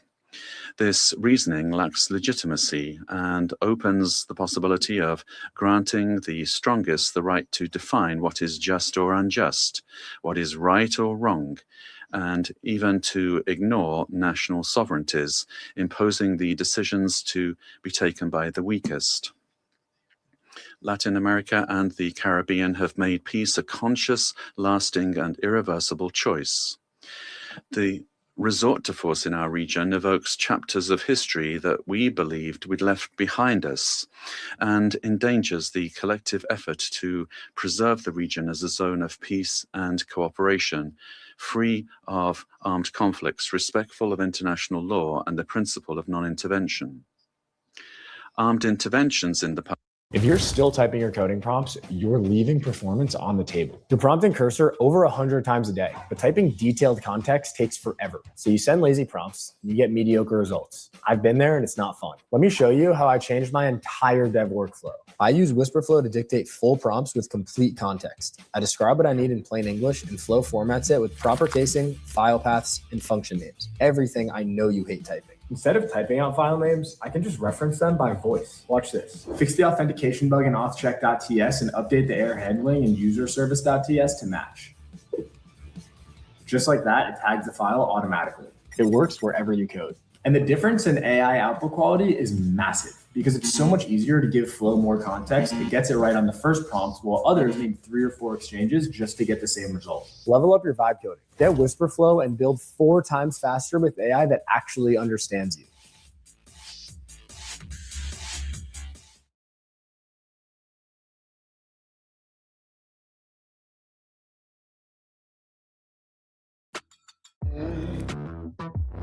Save time creating content and generate a high-quality clone of your voice with 11 Labs.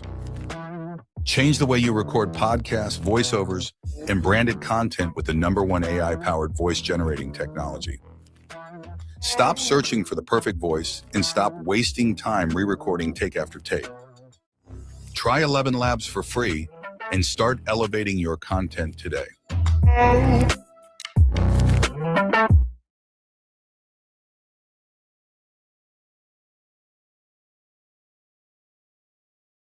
Prevailing over the force of law. Brazil trusts that the future of Venezuela will be built by the Venezuelan people through dialogue, without external interference, and within the framework of international law. Thank you.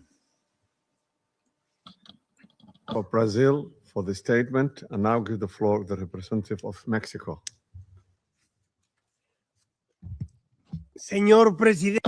Mr. President, thank you for having convened this emergency meeting of the Council. The government of Mexico has already made its position clear with regard to our condemnation of the military aggression of January 3rd against targets in the territory of Venezuela, in clear violation of Article 2 of the Charter of the United Nations. These actions must not be allowed, as they constitute a severe blow to the Charter and to multilateralism. Mexico would like to clarify the following points. 4 points. Number 1, the prohibition of the threat or the use of force against the sovereignty, territorial integrity, or political independence of any state is the foundation of international law, regardless of the country or the government involved. 2, rhetoric pointing towards the escalation or expansion of military actions, including to other countries in our region, threatens regional stability. 3.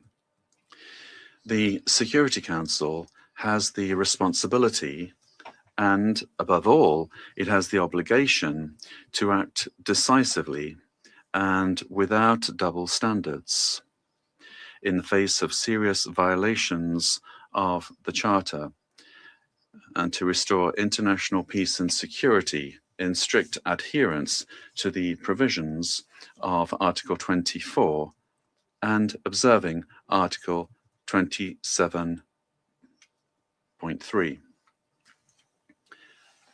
4. It is for sovereign peoples to decide their destiny and to find peaceful, democratic, and negotiated solutions to their political differences within a framework of unrestricted respect for human rights. Regime change by external actors and the application of extraterritorial measures are not only acts contrary to international law, but historically, all they've done is exacerbate conflicts and weakened the social and political fabric of nations. Mr. President, esteemed colleagues,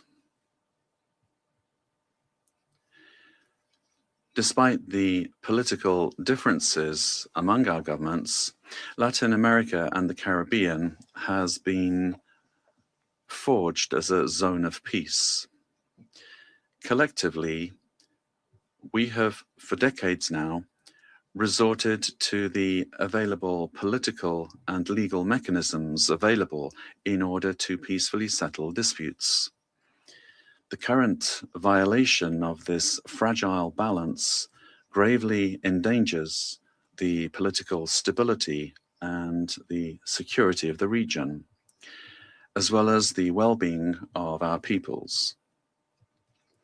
Those who justify these acts deny the independent history of Latin America and the Caribbean.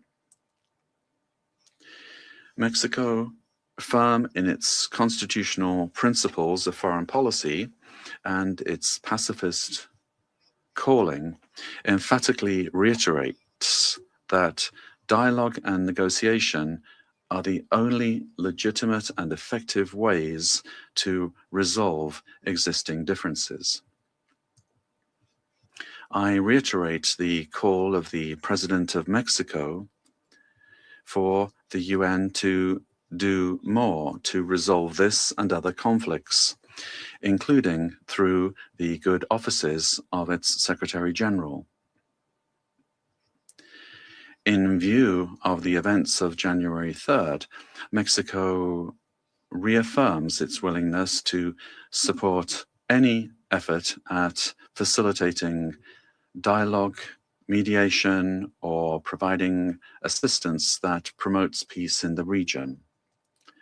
Finally, we cannot overlook the fact that this session of the Council has been held only now, when what we face is a serious situation that puts international peace and security at risk. Thank you. I thank the representative of Mexico for his statement and now give the floor to the representative of Paraguay. Gracias, señor presidente. Thank you, Mr. President. The delegation of Paraguay would like to thank the presidency and the members of the council for the opportunity to take the floor at this very important session. Paraguay has already pointed out the situation with regard to Venezuela under President Maduro and the Cartel de los Soles and the criminal organization that was formally declared as such by our national authorities, and his continued presence was a threat to the region. The exit of the leader of that terrorist organization should immediately lead to the restoration of democracy and to the rule of law in Venezuela, making it possible for the popular will expressed at the ballot box will be the foundation for reconstruction in Venezuela. We would also urgently call for the release of all political prisoners that are still in the prisons of that country. And we reiterate that a return to democratic institutions in Venezuela and the possibility for the legitimately elected authorities to resume their functions are fundamental steps for stability in the region. And finally, Paraguay reaffirms our historic commitment to the peaceful settlement of disputes, and we would observe the current events in Venezuela, and we would urge democratic means to be given priority for an ordered transition. Our commitment will continue to be to the democratic principles of the rule of law and peace in society. Thank you very much, Mr. President. I thank the representative of Paraguay for his statement. I now give the floor to the representative of Cuba. Gracias, señor presidente. Thank you, Mr. President. Mr. President, Cuba aligns itself with the statement to be delivered by Eritrea on behalf of the group of friends of the United Nations and Uganda on behalf of the non-aligned movement. Since September of last year, Cuba has been denouncing the hegemonic and criminal plans of the United States and its aggressive projection against Venezuela and the region. We have clearly been exposed to the serious and unpredictable consequences of the irresponsible conduct of the US government for the political, social, and economic stability of Latin America and the Caribbean, and more generally, for international peace and stability. On the 23rd of December, in this very body, we set out the sequence and escalation of actions carried out by the United States with the aim of overthrowing by force the legitimate and constitutional government of Venezuela and destroying the civic military union. The United States resorted to various maneuvers to materialize its plans for domination, including vile extrajudicial executions and acts of piracy, maritime terrorism against oil tankers and their crews in international waters of the Caribbean Sea, as well as the imposition of an illegal naval blockade against Venezuela and the politically motivated designation of its legitimate government as a foreign terrorist organization. Previously, it had subjected that country to prolonged unilateral coercive measures, economic asphyxiation, smear campaigns, and attacks against some of its important institutions, exposing it to a cruel psychological war. With absolute disrespect for the Charter of the United Nations and international law, including relevant resolutions adopted by this Council and by the General Assembly, on January the 3rd, United States military forces attacked Venezuela with total brutality and treachery, and in an unacceptable and barbaric act kidnapped its legitimate president, Nicolas Maduro, and his companion, Celia Flores. Cuba condemns in the strongest terms the military aggression of the United States against Venezuela, while categorically reiterating its absolute support and solidarity with the Venezuelan people, and joins the demand that the government of the United States release the constitutional president, Nicolas Maduro Moros, and his companion, Celia Flores. In the criminal attack perpetrated by the United States, 32 Cubans lost their lives in combat actions. They were carrying out missions on behalf of the Revolutionary Armed Forces and the Ministry of the Interior at the request of counterpart bodies of that country. Our compatriots honorably fulfilled their duty and fell after fierce resistance in direct combat against the attackers or as a result of the bombings of the facilities. Through their heroic actions, they upheld the solidarity sentiments of millions of our compatriots. Mr. President, the cowardly US aggression against Venezuela is a criminal act in violation of international law and the UN Charter. It constitutes a dangerous escalation of the sustained war campaign waged for years by the United States against that sister nation, which intensified since September 2025 with the aggressive naval deployment in the Caribbean Sea under mendacious pretexts and unfounded accusations without any evidence whatsoever. The US military attack against Venezuela has no justification whatsoever. It does not respond to any provocation, nor does it possess legitimacy. It is based on the aberrant doctrine of peace through force and undermines the stability and peace that have characterized our Latin American and Caribbean region for years. It seeks to promote a change in the constitutional order of the Bolivarian Republic of Venezuela, freely chosen by its people. Its ultimate objective is not the false narrative of combating drug trafficking, but control over Venezuela's land and natural resources, as has been openly and shamelessly declared by President Trump and his Secretary of State. This is an imperialist and fascist aggression with objectives of domination that seeks to revive the US hegemonic ambitions over our America, anchored in the outdated Monroe Doctrine. It also seeks to intimidate and subjugate the governments of Latin America and the Caribbean. Cuba calls for an urgent reaction from the international community against this criminal attack on Venezuela, a peaceful nation that has not attacked the United States or any other country. We call on all governments, parliaments, social movements, and peoples of the world to condemn the US military aggression against Venezuela and to confront this act of state terrorism that threatens international peace and security and seeks to impose a new doctrine of US imperialist domination in Latin America and the Caribbean and in the world. Mr. President, the recent statements about imperialist plans to steer Venezuela toward a supposed safe, appropriate, and prudent transition are totally unacceptable. In the US vision of domination, this means imposing a puppet government functional to its predatory goals, particularly unrestricted access to and plundering of natural resources that, by right, belong to the Venezuelan people. Determining the destiny of Venezuela is an exclusive right of its people without external interference. If the US government, lacking any moral authority whatsoever, truly cared about the peace, freedom, and justice of Venezuelan men and women, it would not have bombed that territory with absolute disregard for the lives, sovereignty, and territorial integrity of that nation. I conclude by reaffirming our unwavering adherence to the proclamation of Latin America and the Caribbean as a zone of peace, and by calling for action with the firmness and determination that current circumstances demand, always in defense of international law and of a future of peace for all the peoples of our America and of the world. Thank you. I thank the representative of Cuba for the statement and now give the floor to the representative of Nicaragua. Muchas gracias. Thank you very much, Mr. President. Latin America and the Caribbean is a zone of peace, declared by the Community of Latin American and Caribbean States, CELAC, on behalf of all of the peoples and governments of our region.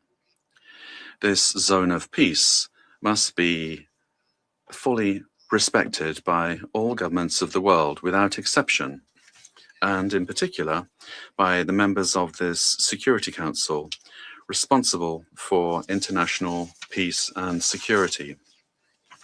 This decision, these desires and aspirations of our peoples, are a noble contribution to world peace, to international law, and to the United Nations Charter. Mr. President, Nicaragua supports what was expressed by the interim president of Venezuela, Delcy Rodriguez, calling for the immediate release of the constitutional and legitimate president of Venezuela, Nicolas Maduro Moros, and the first fighter of the country, Celia Flores. All member states of the United Nations have the duty to respect international law, the spirit, the purposes and principles of the United Nations Charter, the right to sovereignty, self-determination, territorial integrity of states, non-interference, and peaceful coexistence. The Venezuelan people are a dignified people, the people of Bolivar, of Chavez, and of Maduro, and they have never bowed the knee.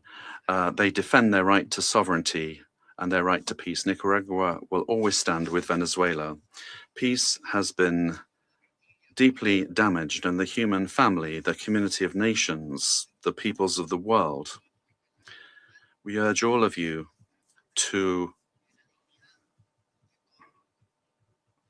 respect the dignity of all peoples. Thank you. I thank the representative of Nicaragua for the statement, and now give the floor to the representative of Trinidad and Tobago. Thank you, Mr. President. The delegation of Trinidad and Tobago thanks the Security Council for convening this urgent meeting following the recent developments in the Bolivarian Republic of Venezuela. My delegation addresses this council today as a Caribbean nation, a neighbor of Venezuela, and a long-standing advocate for peaceful coexistence and the rule of law. The government of Trinidad and Tobago has taken note of the military operations undertaken by the United States in Venezuela. We remain committed to cooperative efforts led by the United States to disrupt and dismantle networks that enable transnational crime across the Americas, whose activities have had debilitating effects on the security and stability of the region. Trinidad and Tobago remains steadfast in its support of the United States of America's initiatives that strengthen regional security, reinforce the rule of law, and safeguard the well-being of our societies, the Americas. The government of Trinidad and Tobago, while valuing its long-standing and robust partnership with the United States, remains equally committed to maintaining a constructive and respectful relationship with the Bolivarian Republic of Venezuela, and continues to uphold peaceful relations with the people of Venezuela. The delegation of Trinidad and Tobago wishes to underscore its long-standing relationship with both the United States and Venezuela, and stands ready to work collaboratively with all partners who share the aspiration of a safer, more prosperous and stable hemisphere. Mr. President, I thank you. I thank the representative of Trinidad and Tobago, and now give the floor to the representative of Spain. Mr. President, at the outset, allow me to congratulate you on assuming the monthly presidency of the United Nations Security Council and wish you every success in the discharge of your duties.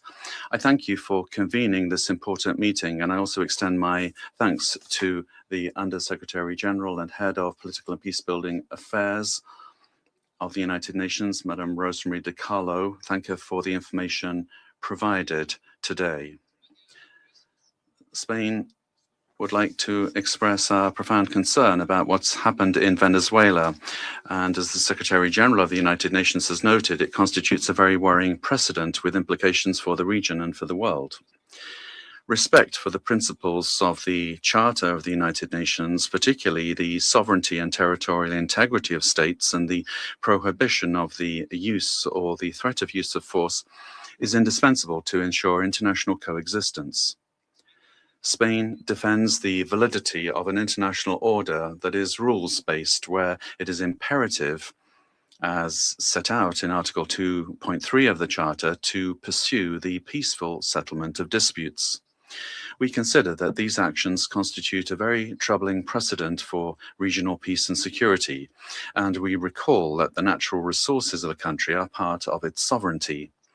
We share the view that the fight against organized crime in the region is a priority, but that fight can only be waged through international cooperation. We also share the view that it is a priority to defend human rights and fundamental freedoms in Venezuela. Spain seeks to work for peace, stability, democracy, progress, and social justice, and that cannot be imposed by force. It can only come through broad dialogue among Venezuelans, leading to a peaceful and democratic Venezuelan solution. It must be the voice of the Venezuelan people that determines the destiny of Venezuela. Spain did not recognize the results of the most recent elections held in Venezuela in July 2024 and has been unequivocal in condemning any violations and threats to human rights. We have provided protection to opposition leaders who have been persecuted and have expressed firm rejection of any undemocratic conduct and abuses against the citizenry, but such condemnation can only be exercised with full respect for international law. Spain will work to unite Venezuelans, men and women, and is committed to dialogue and peace because force never brings more democracy. Thank you, Mr. President. I thank the representative of Spain, and I now give the floor to the representative of South Africa. Thank you, Mr. President. We wish to congratulate the Federal Republic of Somalia for assuming the rotating presidency of the United Nations Security Council for the month of January, and wish you and your delegation all the best in the execution of your responsibilities. We also wish to thank you for convening this debate and affording all UN member states to participate because the situation in Venezuela concerns all UN member states, given its implications for the credibility of the UN Charter and international law. Mr. President, integral to the maintenance of international peace and security since the establishment of the United Nations is the understanding that no nation can claim to be legally or morally superior to another. We are all nations born out of different histories and contexts, ascribing to the common values and principles enshrined in the Charter of the United Nations. Chief amongst these principles is the sovereign equality of all its members. By signing the Charter, we have all committed to settle our international disputes by peaceful means in such a manner that international peace, security, and justice are not endangered. We have also committed to refrain in our foreign relations from the threat or use of force against the territorial integrity or political independence of any state, or in any other manner inconsistent with the purposes and principles of the United Nations. The International Court of Justice has also previously affirmed that international law prohibits the use of force and intervention in another state's affairs. Due to the shortcomings of its predecessor, the League of Nations, the UN was created to prevent countries from resorting to conflict, to settle disputes and prohibit the use of force unless it is done in a legally prescribed manner. In doing so, the UN has played a pivotal role in ensuring peaceful existence amongst nations, including in ending the colonial subjugation by powerful countries over others, underpinned by respect for the equal rights of nations, large and small, and respect for the principle of equal rights and self-determination of peoples. Joining the organization and committing to its principles afforded protection to many of us with the supposed assurance that no longer would one nation be seen as inferior to another.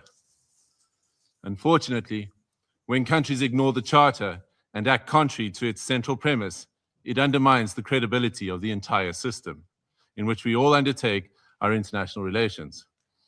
The stability of the international system depends not only on the respect but on the consistent application of these established legal norms. We all benefit. Go to VIP? Naturally.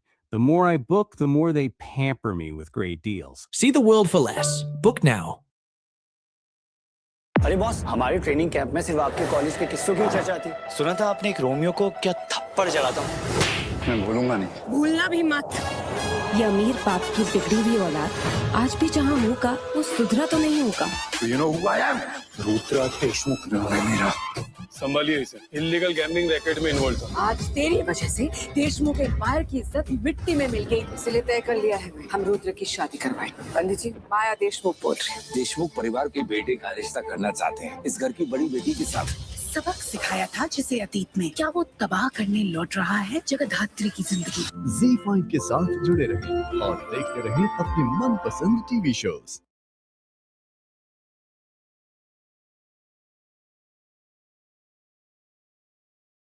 Nations. Such use of force also undermines the institutional infrastructure established to regulate relations among nations. We have seen examples of these in Libya, Iraq, and countless cases in Africa where foreign interventions and interference create security crises and undermine national governance institutions cultivated through nuanced and complex national contexts. South Africa stresses that allegations of internal governance challenges, human rights concerns, or acts of criminality by a head of state cannot justify a breach of the Charter's prohibition on the use of force, particularly Article 2.4 of the Charter. The peaceful resolution of disputes and internal matters must proceed in accordance with international law and through multilateral mechanisms. Additionally, under international law, a state has exclusive jurisdiction over persons and conduct within its own territory. Any enforcement of domestic law, including arrest by one state within the territory of another state without the state's consent, is an unlawful violation of sovereignty. There are recourse mechanisms at the disposal of states to implement international law. This includes taking action by bringing a case before the International Court of Justice or seeking action from the Security Council. We note the statement issued by a group of concerned countries, mainly those in the Latin American region, most affected by the developments in Venezuela, which reiterates that the situation in Venezuela must be resolved exclusively through peaceful means, through dialogue, negotiation, and respect for the will of the Venezuelan people in all its expressions, without external interference and in accordance with international law. Mr. President, each one of our countries, including our peoples, that are members of this organization and that are bound to its charters, have the right to determine our own democratic and political path. This inherent charter-given right to self-determination cannot and should not be abrogated. If we do not stand up for the sovereign rights of any nations or states when they are undermined and wantonly violated, then which one of us are safe or are guaranteed protection by the principles of the Charter and international law? Failure to act decisively against such violations is a tantamount to inviting anarchy and normalizing the use of force and military might as the main form of discourse in international politics. This would be a regression into a world preceding the United Nations, a world that gave us two brutal world wars, and an international system prone to severe structural instability and lawlessness. We cannot afford to proceed into a complex future without the stability and protection afforded by international law. I thank you. I thank the representative of South Africa for his statement, and I now give the floor to the representative of Eritrea. Thank you, Mr. President. Allow me at the onset to congratulate Your Excellency and the government of the Federal Republic of Somalia on assuming the presidency of the Security Council for the month of January. We also extend our congratulations to Bahrain, Colombia, the Democratic Republic of Congo, Liberia, and Latvia on their election to the Security Council. As this is the first Security Council meeting of the year, allow me to pay tribute to the outgoing members, Algeria, Guyana, the Republic of Korea, Sierra Leone, and Slovenia, for their dedicated service and diligent work throughout the tenure of the Council. I read this statement on behalf of the Group of Friends in Defense of the United Nations Charter. The Group of Friends in Defense of the Charter of the United Nations condemns the most unequivocal and categorical manner the act of aggression perpetrated on 3rd January 2026 against the Bolivarian Republic of Venezuela by special forces of the United States of America, which included armed attacks against civilian and military objects in the capital city of Caracas, as well as in various other cities of the Venezuelan territory, and the illegal abduction of the President and First Lady of the Bolivarian Republic of Venezuela, His Excellency Mr. Nicolas Maduro Moros, and Her Excellency Mrs. Celia Flores de Maduro.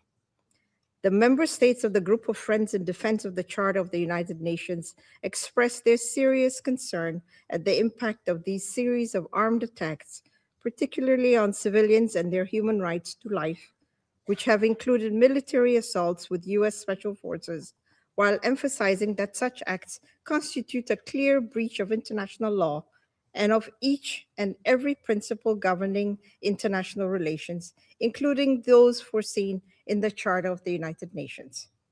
The Group of Friends of the Charter of the United Nations reiterates its firm support to the constitutional government of the Bolivarian Republic of Venezuela under the leadership of President Nicolas Maduro Moros, and emphasize the importance of ensuring strict respect for the inviolability of the immunities accorded to heads of states and government under international law, while renewing its unwavering solidarity with the Venezuelan people in their ongoing struggle for defending their homeland, including through the actions it may take within the framework of international law to exercise its inalienable right to self-defense. The member states of the Group of Friends in Defense of the Charter of the United Nations demand for the immediate cessation of all hostilities against the Bolivarian Republic of Venezuela, for the full respect for the sovereignty, territorial integrity, political independence, and inalienable right to self-determination of the Bolivarian Republic of Venezuela, for the immediate return of President Nicolas Maduro and First Lady Celia Flores de Maduro to the Venezuelan national territory, and for those responsible for these acts of aggression to be held accountable. The Group of Friends of the Charter of the United Nations firmly reject the remarks delivered by the President of the United States of America during the afternoon of 3rd January 2026, in which he not only threatened with additional airstrikes against the Venezuelan territory, but also claimed to resolve to occupy and govern the Bolivarian Republic of Venezuela, and to exploit the natural resources and administer the wealth of that sisterly nation in what can only be described as the confession of a clear plan of annexation that foresees, among others, the complete obliteration of the inalienable rights of the Venezuelan people, as well as the fundamental rights of the Venezuelan state as a whole. The member states of the Group of Friends of the Defense of the Charter of the United Nations call on all relevant international bodies, including the Security Council and the General Assembly of the United Nations, to swiftly mobilize in order to uphold the purposes and principles enshrined in the Charter of the United Nations, and to urgently take appropriate measures to avoid further escalation of the situation on the ground, particularly additional acts of aggression against the sovereignty and territorial integrity of the Bolivarian Republic of Venezuela, and preserve both regional and international peace and security. I thank you. I thank the representative of Eritrea for her statement, and I now give the floor to the representative of Islamic Republic of Iran. Thank you. In the name of God, the compassionate and merciful, thank you, Mr. President, for convening this emergency and important meeting. We acknowledge the presence of the Undersecretary General, Mr. Carlo, at this meeting and extend our appreciation to Professor Jeffrey Sachs for his informative and insightful briefing. At the outset, I would like to extend my warm congratulations to Somalia on its assumption of the presidency of the Security Council for this month. I also wish to warmly congratulate the newly elected members of the Council, Bahrain, Colombia, Republic of Congo, Latvia, and Liberia on their election. Mr. President, the Islamic Republic of Iran would like to associate itself with the statement delivered by Eritrea on behalf of the Group of Friends in Defense of the Charter of the United Nations, and wishes to make the following remarks in its national capacity. First, the Islamic Republic of Iran condemns in the strongest possible terms the military attack carried out by the United States of America against the Bolivarian Republic of Venezuela. This illegal act constitutes a state terrorism, a manifest violation of Charter of the United Nations, particularly Article 2, Section 4, and Section 7, and peremptory norms of the international law, and amounts to an internationally wrongful act and a full-fledged act of aggression. Such military aggression against an independent member state of the United Nations establishes a serious breach of regional and international peace and security, with far-reaching consequences for the international system as a whole. Second, the abduction of democratically elected president and the first lady of the Bolivarian Republic of Venezuela by the United States constitute a flagrant violation of customary international law, including the principles of the inviolability of the immunities accorded to the heads of a state and government under international law, and represent a grave assault on the sovereign equality of states. The Islamic Republic of Iran recalls Venezuela's inherent right to self-defense and underscored the legal responsibility of the United Nations, in particular the Security Council, to take immediate measures to halt this unlawful aggression and to ensure accountability for all those responsible. Iran also affirms its full support for the people and legitimate the elected government of the Bolivarian Republic of Venezuela. Third, the United States is openly seeking to substitute its domestic law for international law and the Charter of the United Nations. This represents a serious warning to the international community and to all member states. Such unlawful conduct strikes at the very foundations of the Charter-based international legal order and establishes a dangerous precedent that must be categorically and unequivocally rejected.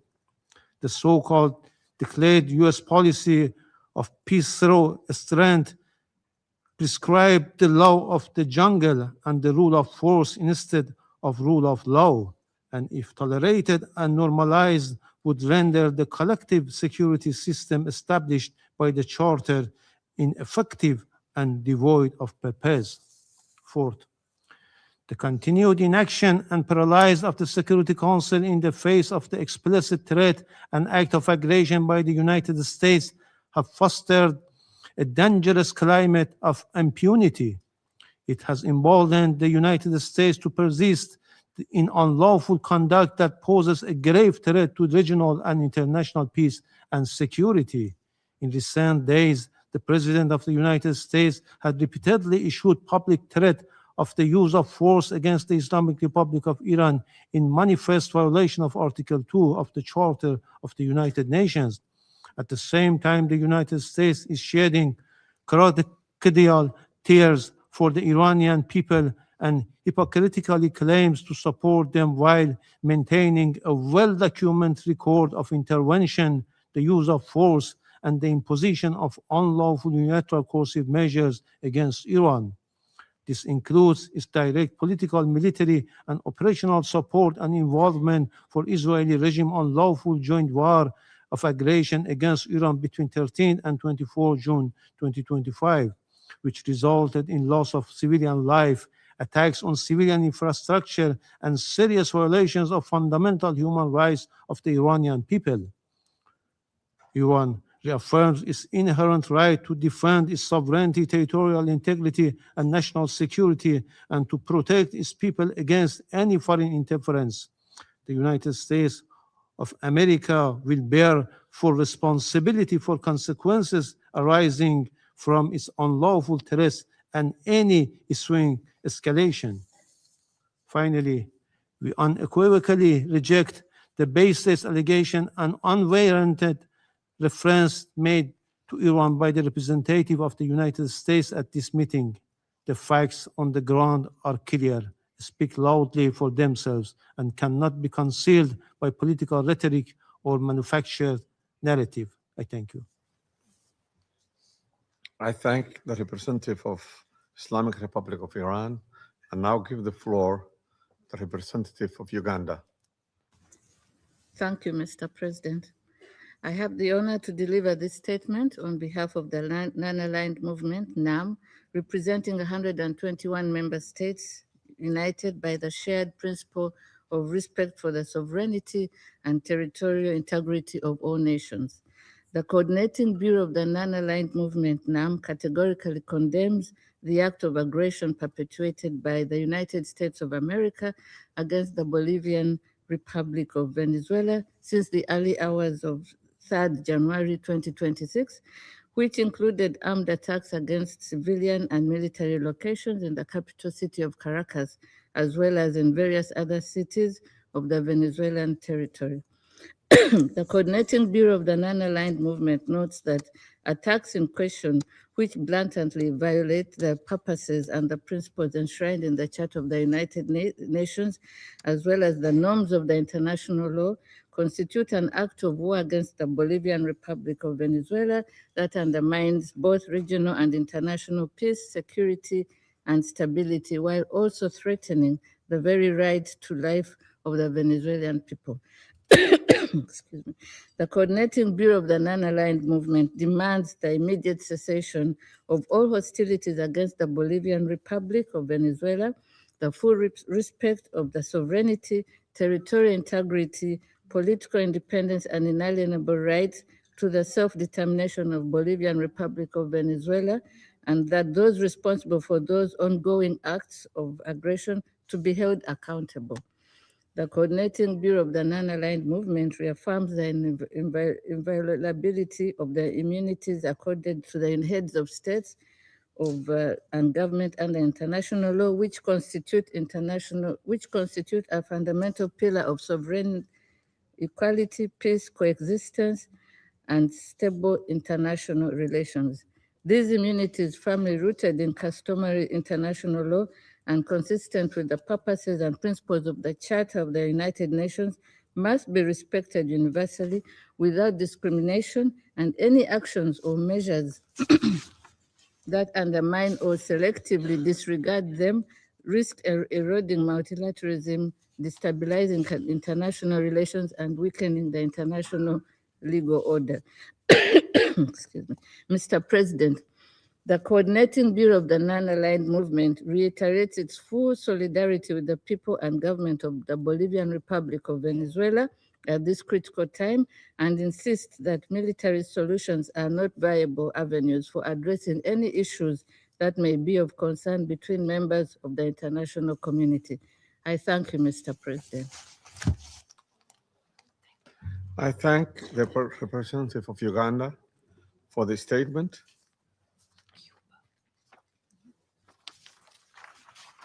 I now give the floor to the representative of Cuba, who has asked for the floor to make a further statement.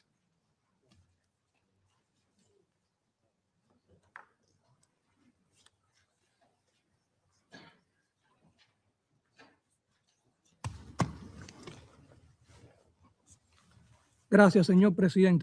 Thank you, Mr. President. Mr. President, my delegation feels it must take the floor again to respond to the unfounded accusations formulated by the United States against Cuba.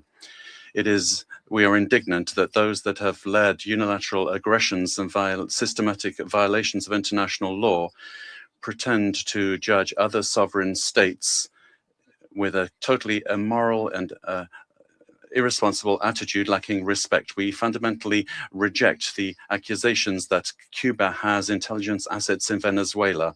These kinds of statements lack any factual base and are a clear attempt to take the eyes of the world off the criminal acts of the United States in the region. Cuba strictly respects the sovereignty, independence, and inalienable right of the Venezuelan people to decide their own destiny, as established by the United Nations Charter. Cooperation between both countries is in multiple spheres, has legitimate bases, and is based on bilateral agreements signed by both parties. As has been declared by the revolutionary government, the 32 combatants that fell in terrorist acts perpetrated by the United States were in missions of the revolutionary forces at the request of Venezuela. Those patriots were heroic in their action, showing solidarity with millions of Cubans. These accusations attempt to suggest that Cuba is involved in this way in Venezuela. We categorically reject that. Thank you. I thank the representative of Cuba for the statement.